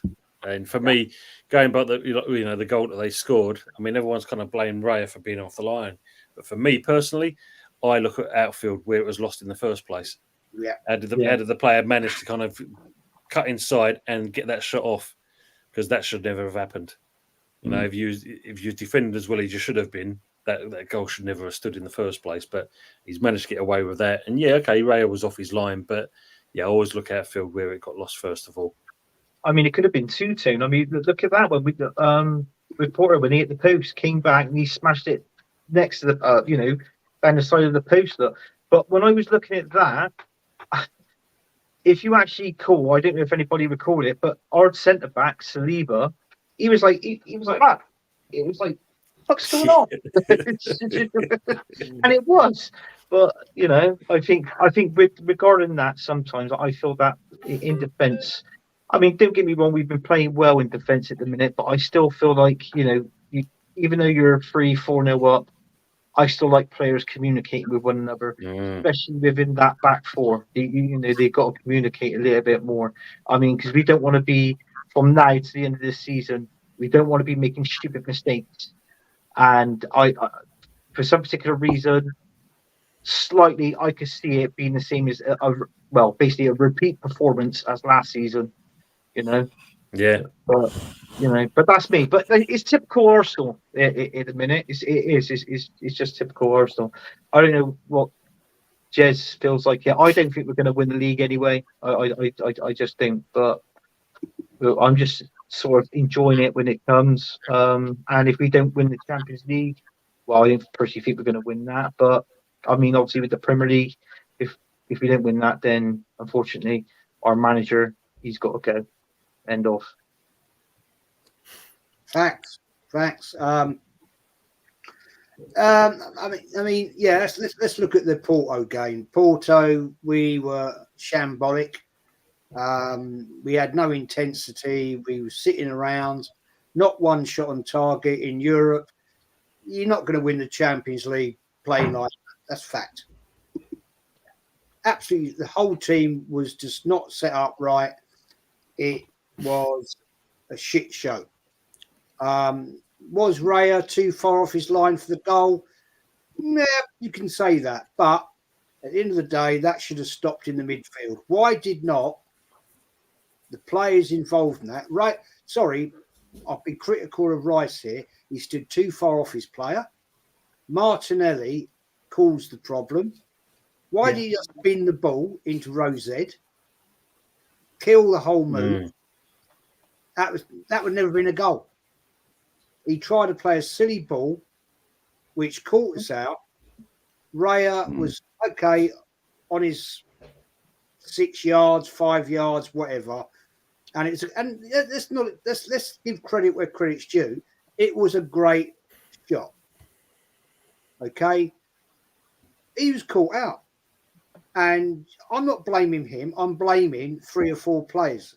The whole move could have been stopped. Yeah. But Arsenal had switched off. Game's come to the end. Their mindset has got, they're like winding down now.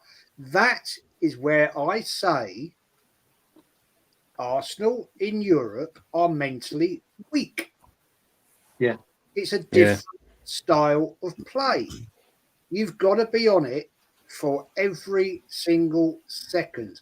We're not playing in the Premier League where everybody says the Premier League's the best league in Europe. I don't know about that. I'm not sure about that. Have we got the mentality in Europe? Bigger bases. No. We've proved it and we've proved it again. We've proved it for the last 40 years. Right? We are poor in Europe. Why? With some of the teams we've had, I don't know. I really don't get it. I don't understand it. And I said on a couple of shows last week, after that game, that we just don't seem to be able to perform. We just don't seem to be able to get it over the line. And we are probably one of the best teams in English football and Europe never to have won a Champions League. Yeah. Facts. Facts. Look at all the trophies we have won, league trophies, FA Cups, a couple of League Cups, Yeah. right, and 2 European trophies. For a team of this quality and the amount of money they are spent is shambolic. The game against Newcastle, I was surprised how poor Newcastle were. Really poor. We started off not at fast pace. I've heard people tell me that we started off at a fast pace. I never saw that. I saw us plodding, and then we built it and absolutely just played a different game plan a little bit. And then once we scored 1 goal, scored 2 goals, we killed them. And then, unfortunately, second half, we started to sit back a little bit, let Newcastle come back in the game, and that is where they came upon us, and they scored a goal. I see a comment from Arsenal Manic about Raya getting lobbed. Well, I don't think he was lobbed. It was a very quality taken header from Joe Willock. He took it very, very well. Looped up. You know, fair enough. Ray is off his line. He's coming out, and Willock's come in and gone low, dinked the ball over him. So yes, he was lobbed, but he was coming for the ball, and he got caught out. So yeah. But Arsenal Man, you're putting down there, but Raya was way off his line, Jez. He wasn't way off his line, man. He was about 5 yards. He was coming to challenge, and he got caught. Well, one thing you just said there, I think Jez has just nailed it about when he said about Rice being closer to the guy that actually takes the shot.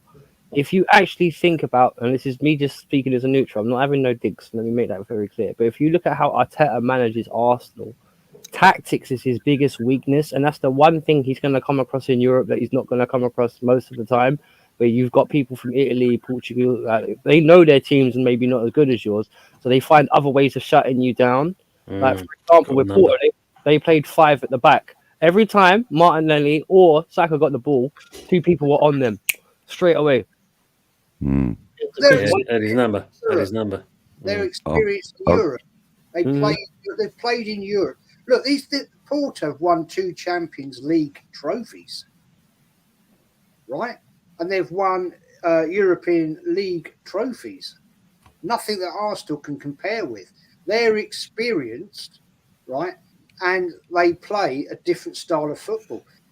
We can't be the posh country and say we have the best league in European football. We don't. We play a different style to Spain, Portugal, Italy, Germany, right? That is a different. We're all different, and all this bullshit. People, the players kept falling over. This, that, and the other. Yeah, well, if you've got experience and you've watched how these teams play, then you've got to be prepared to play against them. Yep. And that is what Arsenal are naive in that. We know these teams are going to be falling over a bloody worm's crest on the pitch. That comment, Tony, go back to that one in a minute, please. Sorry. Go on, mate. Go on. No, go on. Carry on with what you were saying. The fact is that Arsenal have got to big the man up because we're not experienced anymore in Europe. We did do it for 25 years, but we still didn't win.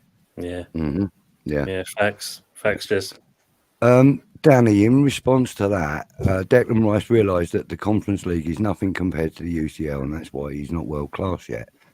I would actually dispute that. Now, he's not even at West Ham anymore, but he did captain us to the European League semi-final the season before we won the Conference League. So he's experienced in Europe. He's had a couple of years' experience, which is more than most of the rest of the Arsenal squad have got. Could I just say one?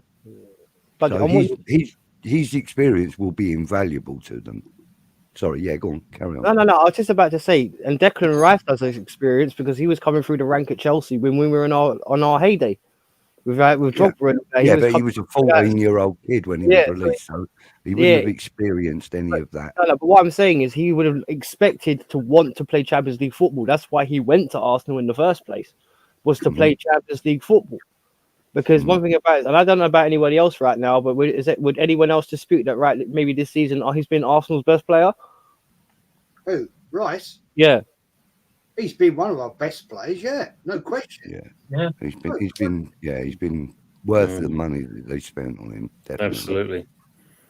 Big up Steve RFC. Good to see you in as well. Absolutely, I agree on that as well. Yeah. So we're going to go on to Monday night's football. We've already discussed Chelsea's game and also Man United's game. Well, thank you. We're now going to talk about our game tomorrow night. Brentford. Yeah. Not exactly our best. Always seem to be a bit of a bogey side against West Ham. Yeah, we don't go out in glory with them, do we? Let's be fair. I mean, we've not had a Premier League win against them yet. We've had a couple of draws, and we've had a couple of losses. We've not beaten them. Not in the Premier, no. Not in the Premier League, no. We've beaten them while they've been in the Premier League, but in a cup competition. We haven't beaten them in the league yet. Premier League, wow. We've played them 5 times now, and the best we've had is a 2-2 draw, I believe, wasn't it, Tony? Yeah. Are you home and away? We're home. We're home. We're home. Yeah. Thomas Frank seems to have the one up on us all the time. He reads Moyes like the back of his hand, old Thomas Frank. He always has one up on Moyes. He does every time. And to be fair, I'm not looking at us getting anything better than a draw tomorrow. I'd be happy with a draw tomorrow because that's the best we can do with them. And similarly, at the beginning of the season, when we played Brighton away, I was expecting to get absolutely drubbed. I thought it was going to be like a 3-0 or something, against us. And I actually managed to get a ticket to go, and we won 3-1. I'm not going tomorrow night. I don't know if that's a good or a bad omen, but but the last 2 games I've been to see, like the last 2 home games against Brentford, and the first one was a 2-2 draw, and then they beat us the second time last season at home. So, I'm not too optimistic. I'm hopeful, but not optimistic. Yeah. I mean, it's a good comment from Arsenal, man. This is a massive game for West Ham. If you lose, it can get toxic, and I think it could definitely do. Yeah.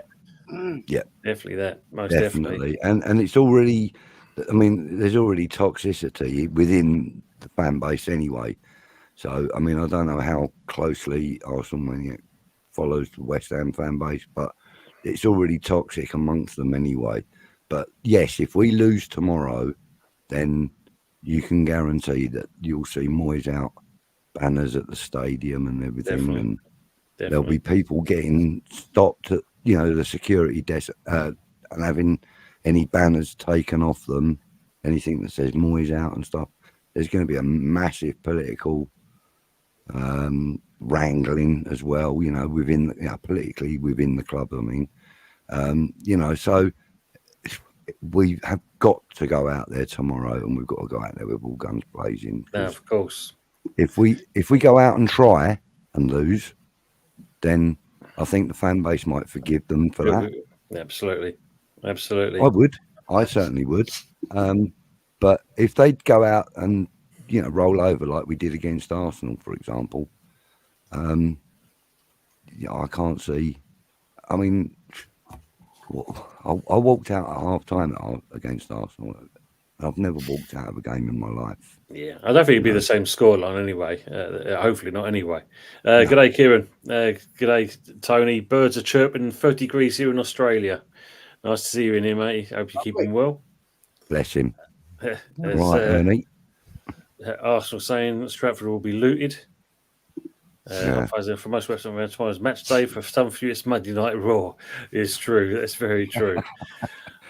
8 o'clock kickoff tomorrow for you boys, isn't it? Yeah, I believe it is actually. Yeah. The thing is, Budgie, travelling from where you're going to travel, getting up to there, That's a I night. wouldn't be home much before 1 o'clock in the morning. That's for sure. Nah. Yeah, And, stop I was that. just going to say that to you.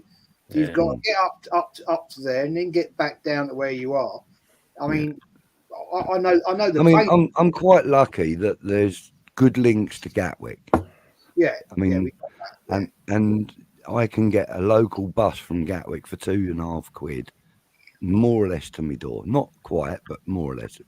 So 200. In fact, it pulls up right outside Crawley Football Stadium. You know, Checkatrade Stadium. Pulls up right outside that, and I walk from there to my house, which is really easy. So I'm quite lucky. But the thing is, if I do miss that last train from London Bridge, which is quite easy to do because I think it's about 11:39 or something ridiculous. The last one that stops at Three Bridges, I then have to go across to Victoria and get down to Gatwick. That's the better one, though, isn't it? Victoria for you and me? No. I go from Three Bridges to London Bridge straight into Stratford. Really easy. Easy. Yeah. Really easy. Yeah. I get you. Yeah. So I mean, and on a normal match day, it's £15.58 or something for the ticket, and I can get on all the buses, tubes, and that I want to.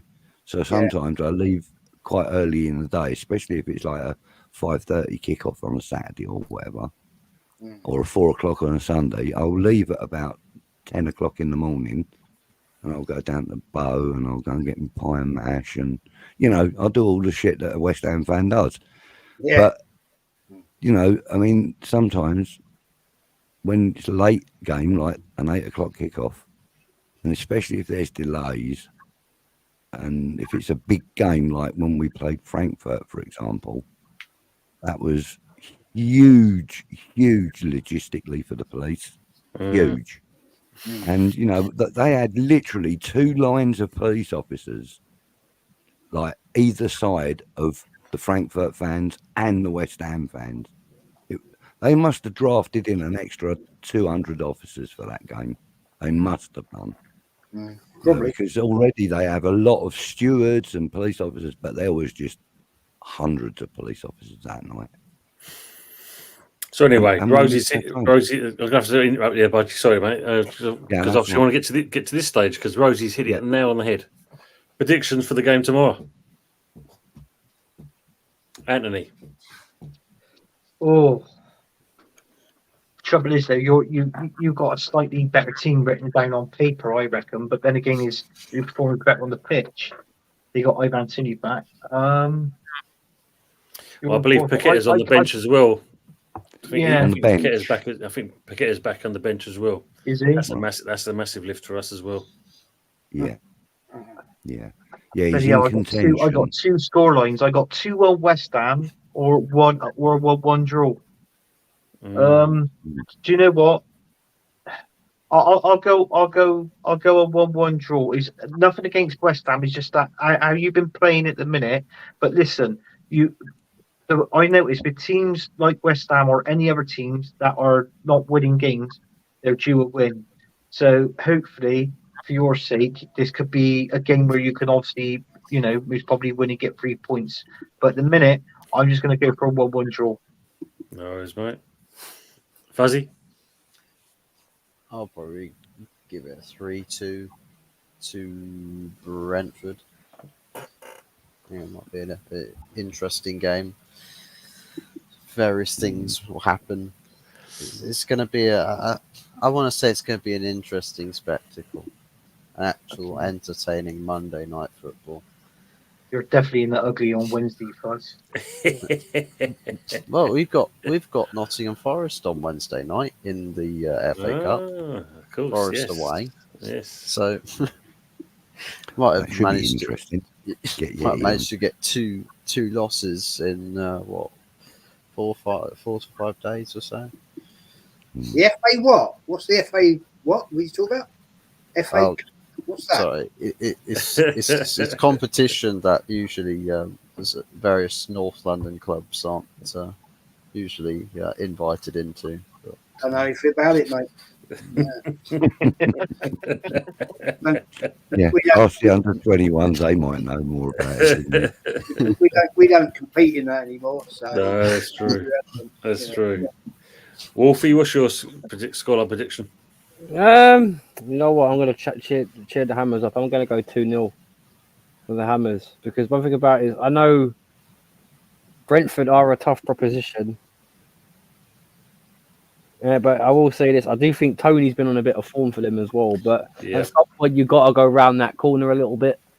And I do think that I think the atmosphere, as long as you guys, because you guys are always tough. Because if on your day you can be nasty, you can be technical. So we'll see. I just think it's one of those ones where, as long as you start well, I think the first goal is important because if your heads drop on the pitch. First goal's key for me, but I do think you guys will win 2-0, personally. Thank you, mate. Jez, what do you think? Yeah, I fancy to win that 2-0, mate, to be honest. I'm just very sad that we're not in it again.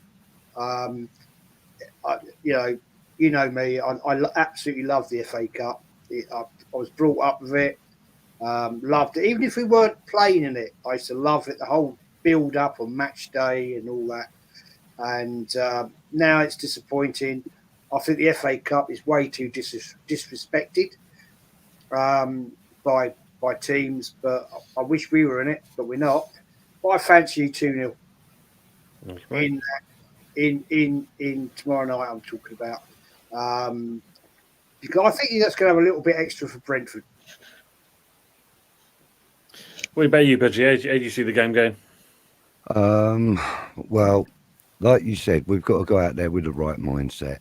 We've got to go out there with something about us. We can't go out there like Wolfie said, with our heads down. Or not whoever it was that said that. Yeah, you were right. You were right. Carry on. We can't go out there with our heads down. You know, we need to be on the front foot, as it were. And you know, with Paqueta back in contention, that's good news. But what we need is him with his boots on, you know, displaying that number 10 shirt out on the pitch, mate. We don't need it on the bench. We need it out on the pitch. Hopefully, I'm not saying we should rush him back, but if he's fit enough to get on the bench, then surely he's fit enough to do the first 40 minutes, 45 minutes, and see how he is then. You know, if he's not good enough to carry on the second half, at least he's given us something to work with. You know, at the moment, it's almost like we're going to have to wait for him to come on before we do anything. I don't want that to happen. You know, so Brentford, tough ask, always has been a tough ask for us in the Premier League for the last couple of seasons that they've been in it. Whatever it is, 3 or 4 seasons. And we've not taken a win from them, so I'm not confident of it, but I would take a 2-0 win and be more than happy with it. But again, like Anthony said, I'll probably be happy with a 1-1 as well. Okay. I mean, obviously, I did a match preview before earlier in the evening, and unfortunately, I'm a bit of the bearer of doom and gloom. I think if you look at it, it's the fact that knowing how Brentford are against us, and with Tony being back, and obviously Thomas Frank having one of them was, I think it's going to be a close game. But unfortunately, I think I see Brentford nicking it 2-1 in my eyes. Unfortunately. Oh, Matt, really? Oh, get out of here! Get out of here! End the street. Mate, when we played Nottingham Forest, I only walked through our defence, and if Tony's on fire, mate, he's going to dance through it. Yeah, you know what I mean, and he'll take partners with him. You know, honestly, he will. He's going to just rip us apart. But hopefully, our defence is going to be good. We need to start Mavropanos. Yes, I think I agree with that as well. I do agree with that. We need the 3 Definitely points. need Definitely, Lawrence. We definitely need that. And Wolfie, you've got another sub with Pepsi Pack. Well done, mate. I was just about to type that actually. Thank you very much. Appreciate You're it. And welcome, Rosie as welcome. well for being hustling as well. I can see No, Rosie she's hustling done really in the well. chat. She has done well on that. So, as we get near after the 2 hour mark, Jez, you'd like to shout your channel out, please, mate? Yeah, it's Arsenal history and more, man. Everything Arsenal, Yeah, but I do talk and get other people on from other teams because I like to mix it up and talk about what your opinions are and everything like that. And I'm just going to say, Budgie, I haven't forgotten about our meetup. no, that'd be good. I'll be coming over and we can do our stream and we can talk about the old times and everything like that Mate. because you're an old bugger like me. Yep. And we've been around the block a few times. We can have a good old chat about everything to do with Arsenal, West Ham in your local pub. And Yes. that'd be a laugh. That would be an absolute laugh, actually. Yeah, so I it'll will be get hold of you. Unfortunately, last couple of weeks we had a lot of other things going down. That's cool. But It's not. we'll meet up, man, and we'll talk about that. Yes, it's all Arsenal and all about everything else. I'm doing a couple of streams this week. Tomorrow night I'm on with Lee Gunner and weekly podcast. Then Wednesday, Thursday are shows. If any of you boys want to join me, Kieran. Yeah. Sorry. I'll put it out there. I like everybody, any other fan that come on my shows, and we talk the facts. And I have put it out there that if anybody wants to join me on Wednesday or Tuesday, then you're more than welcome. I'm on with Kenny on Wednesday. I'm on with Anthony on Tuesday. And if you boys want to join, please just shout it out, man. Yeah, we'll do. We'll be up for that if I'm around. Yeah, definitely. No budget. Wednesday's one of my busiest days, unfortunately. I'll get you. Don't you worry. I'll come and get you. That's all right, mate. No problem. We're looking for that live stream between you and him in the pub, mate. That's what we're looking for. Yeah, that's We're going to looking for be that good. one. Yeah, that'd be a It's good gonna one. be good. That'd definitely be a good one. We'll be looking out for that one. Yeah. Rosie, I said 2-1 to Brentford, unfortunately. Yeah, Lawrence has already unsubscribed for me, unfortunately, because of the process. Anthony, you'd like to shout yourself out, please, mate? Yeah, you can catch me on Football United TV, where I used to show Gunners from all corners. I haven't done one this week. I was just been hectic in work. I want to apologise to Jez. I was supposed to be on a quiz on his show on Friday. I was delayed with work because I had to bloody do something, so I apologise. But I'll be on the next quiz, Jez, definitely. And also, I was supposed to have a show today, but the guy whose show it went well. He was ill, so the show didn't go ahead. So that was that. So we'll have one next week as well. And yeah, if you could just like, subscribe if you haven't to any of these guys' channels. Yeah, they're seriously good channels, good content. You get good people on the show, and basically they do it for you lot as well. So and Wolfie, I subscribed to your channel earlier today as well. So that was that. And yeah, big up to you all. Thanks, mate. Wolfie, you'd like to shout yourself out?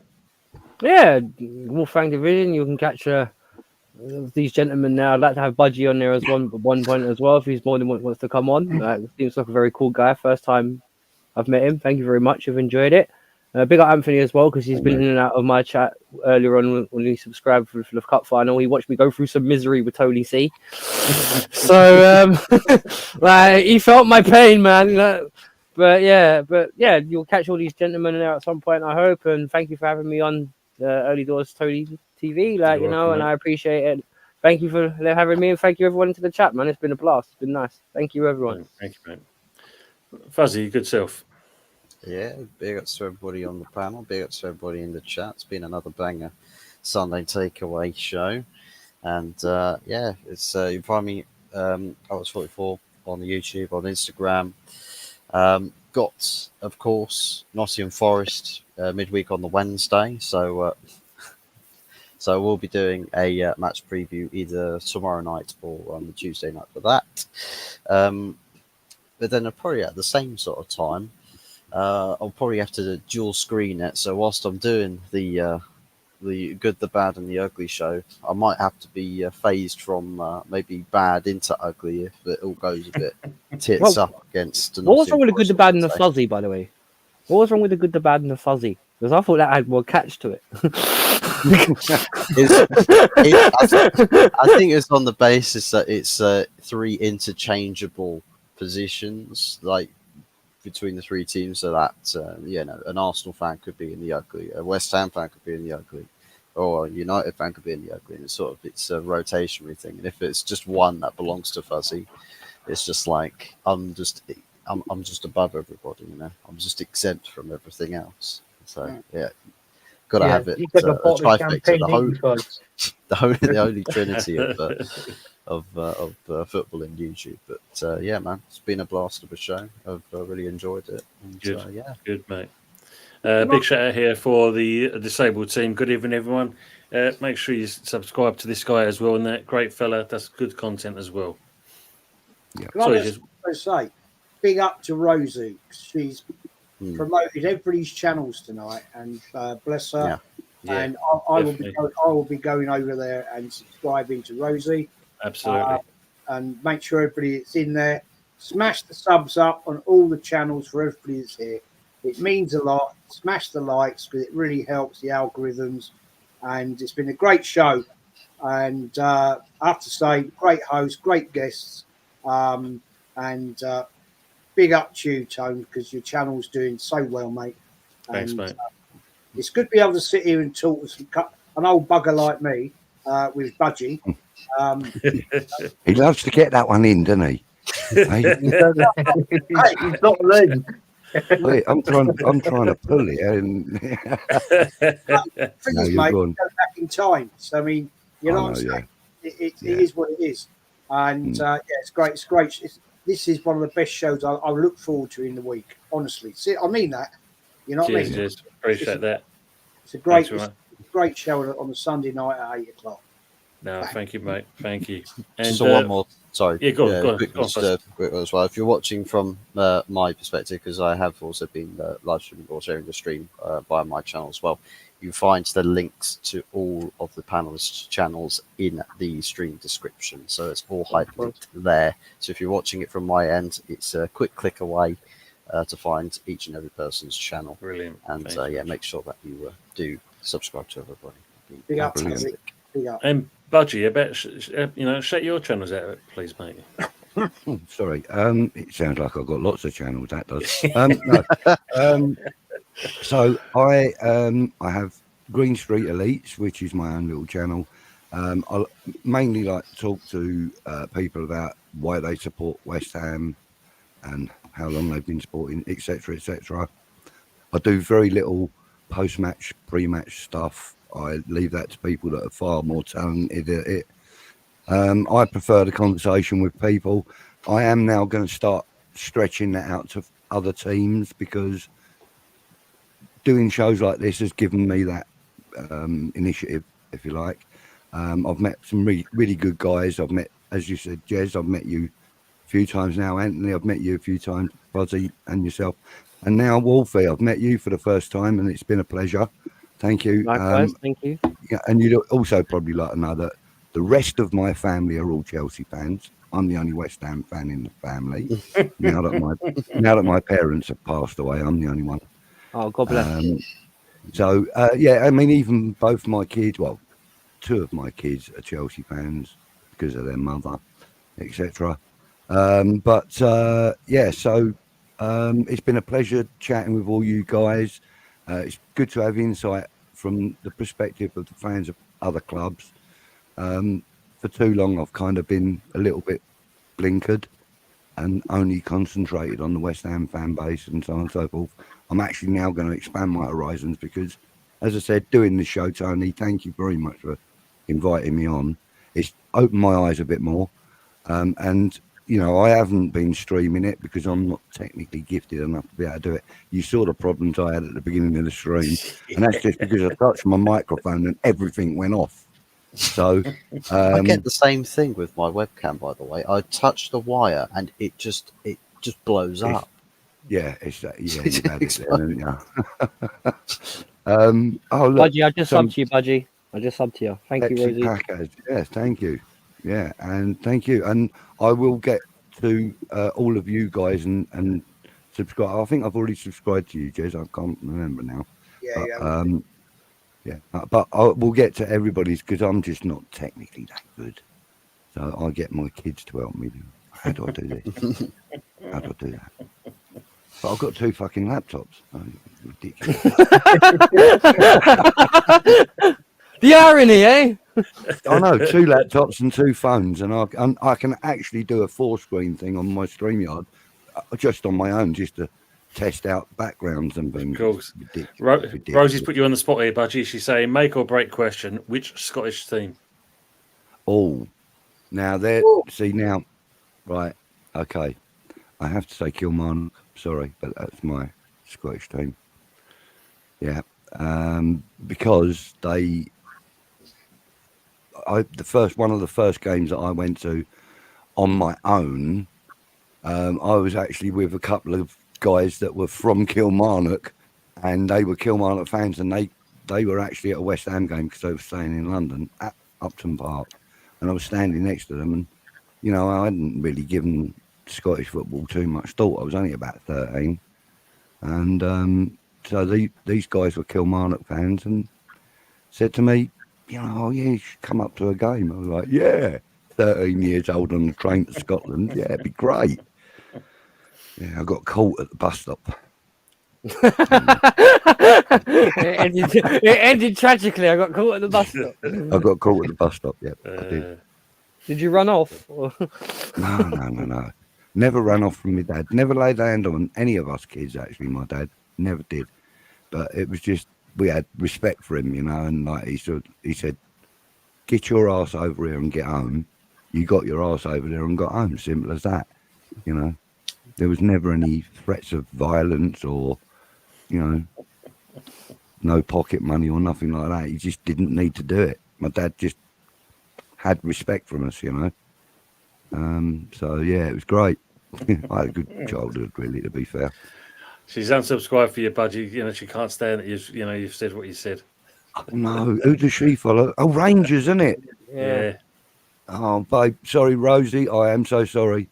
I'm so sorry. Lady Penalty herself. Exactly. Anyway, I mean, a big shout out to all the people in the chat, as you said. Like, you know, without them and that, they don't make the show what it is. No. And obviously, Rosie, been a legend today. You know, doing your modding and putting people's channels out there. Great work. You know, very happy. Absolutely. And I think everyone's going to be going over to your channel, and we'll definitely be giving you a sub as well. So we're now into 2 hours and 12 minutes. It's surprising how much quickly it's gone. Yeah. And basically, we're out. So thanks everyone for being in the show, and for my panelists, as always, it's been a pleasure. And we'll see yourselves out. See you next time. Take care for now. Right. Take care.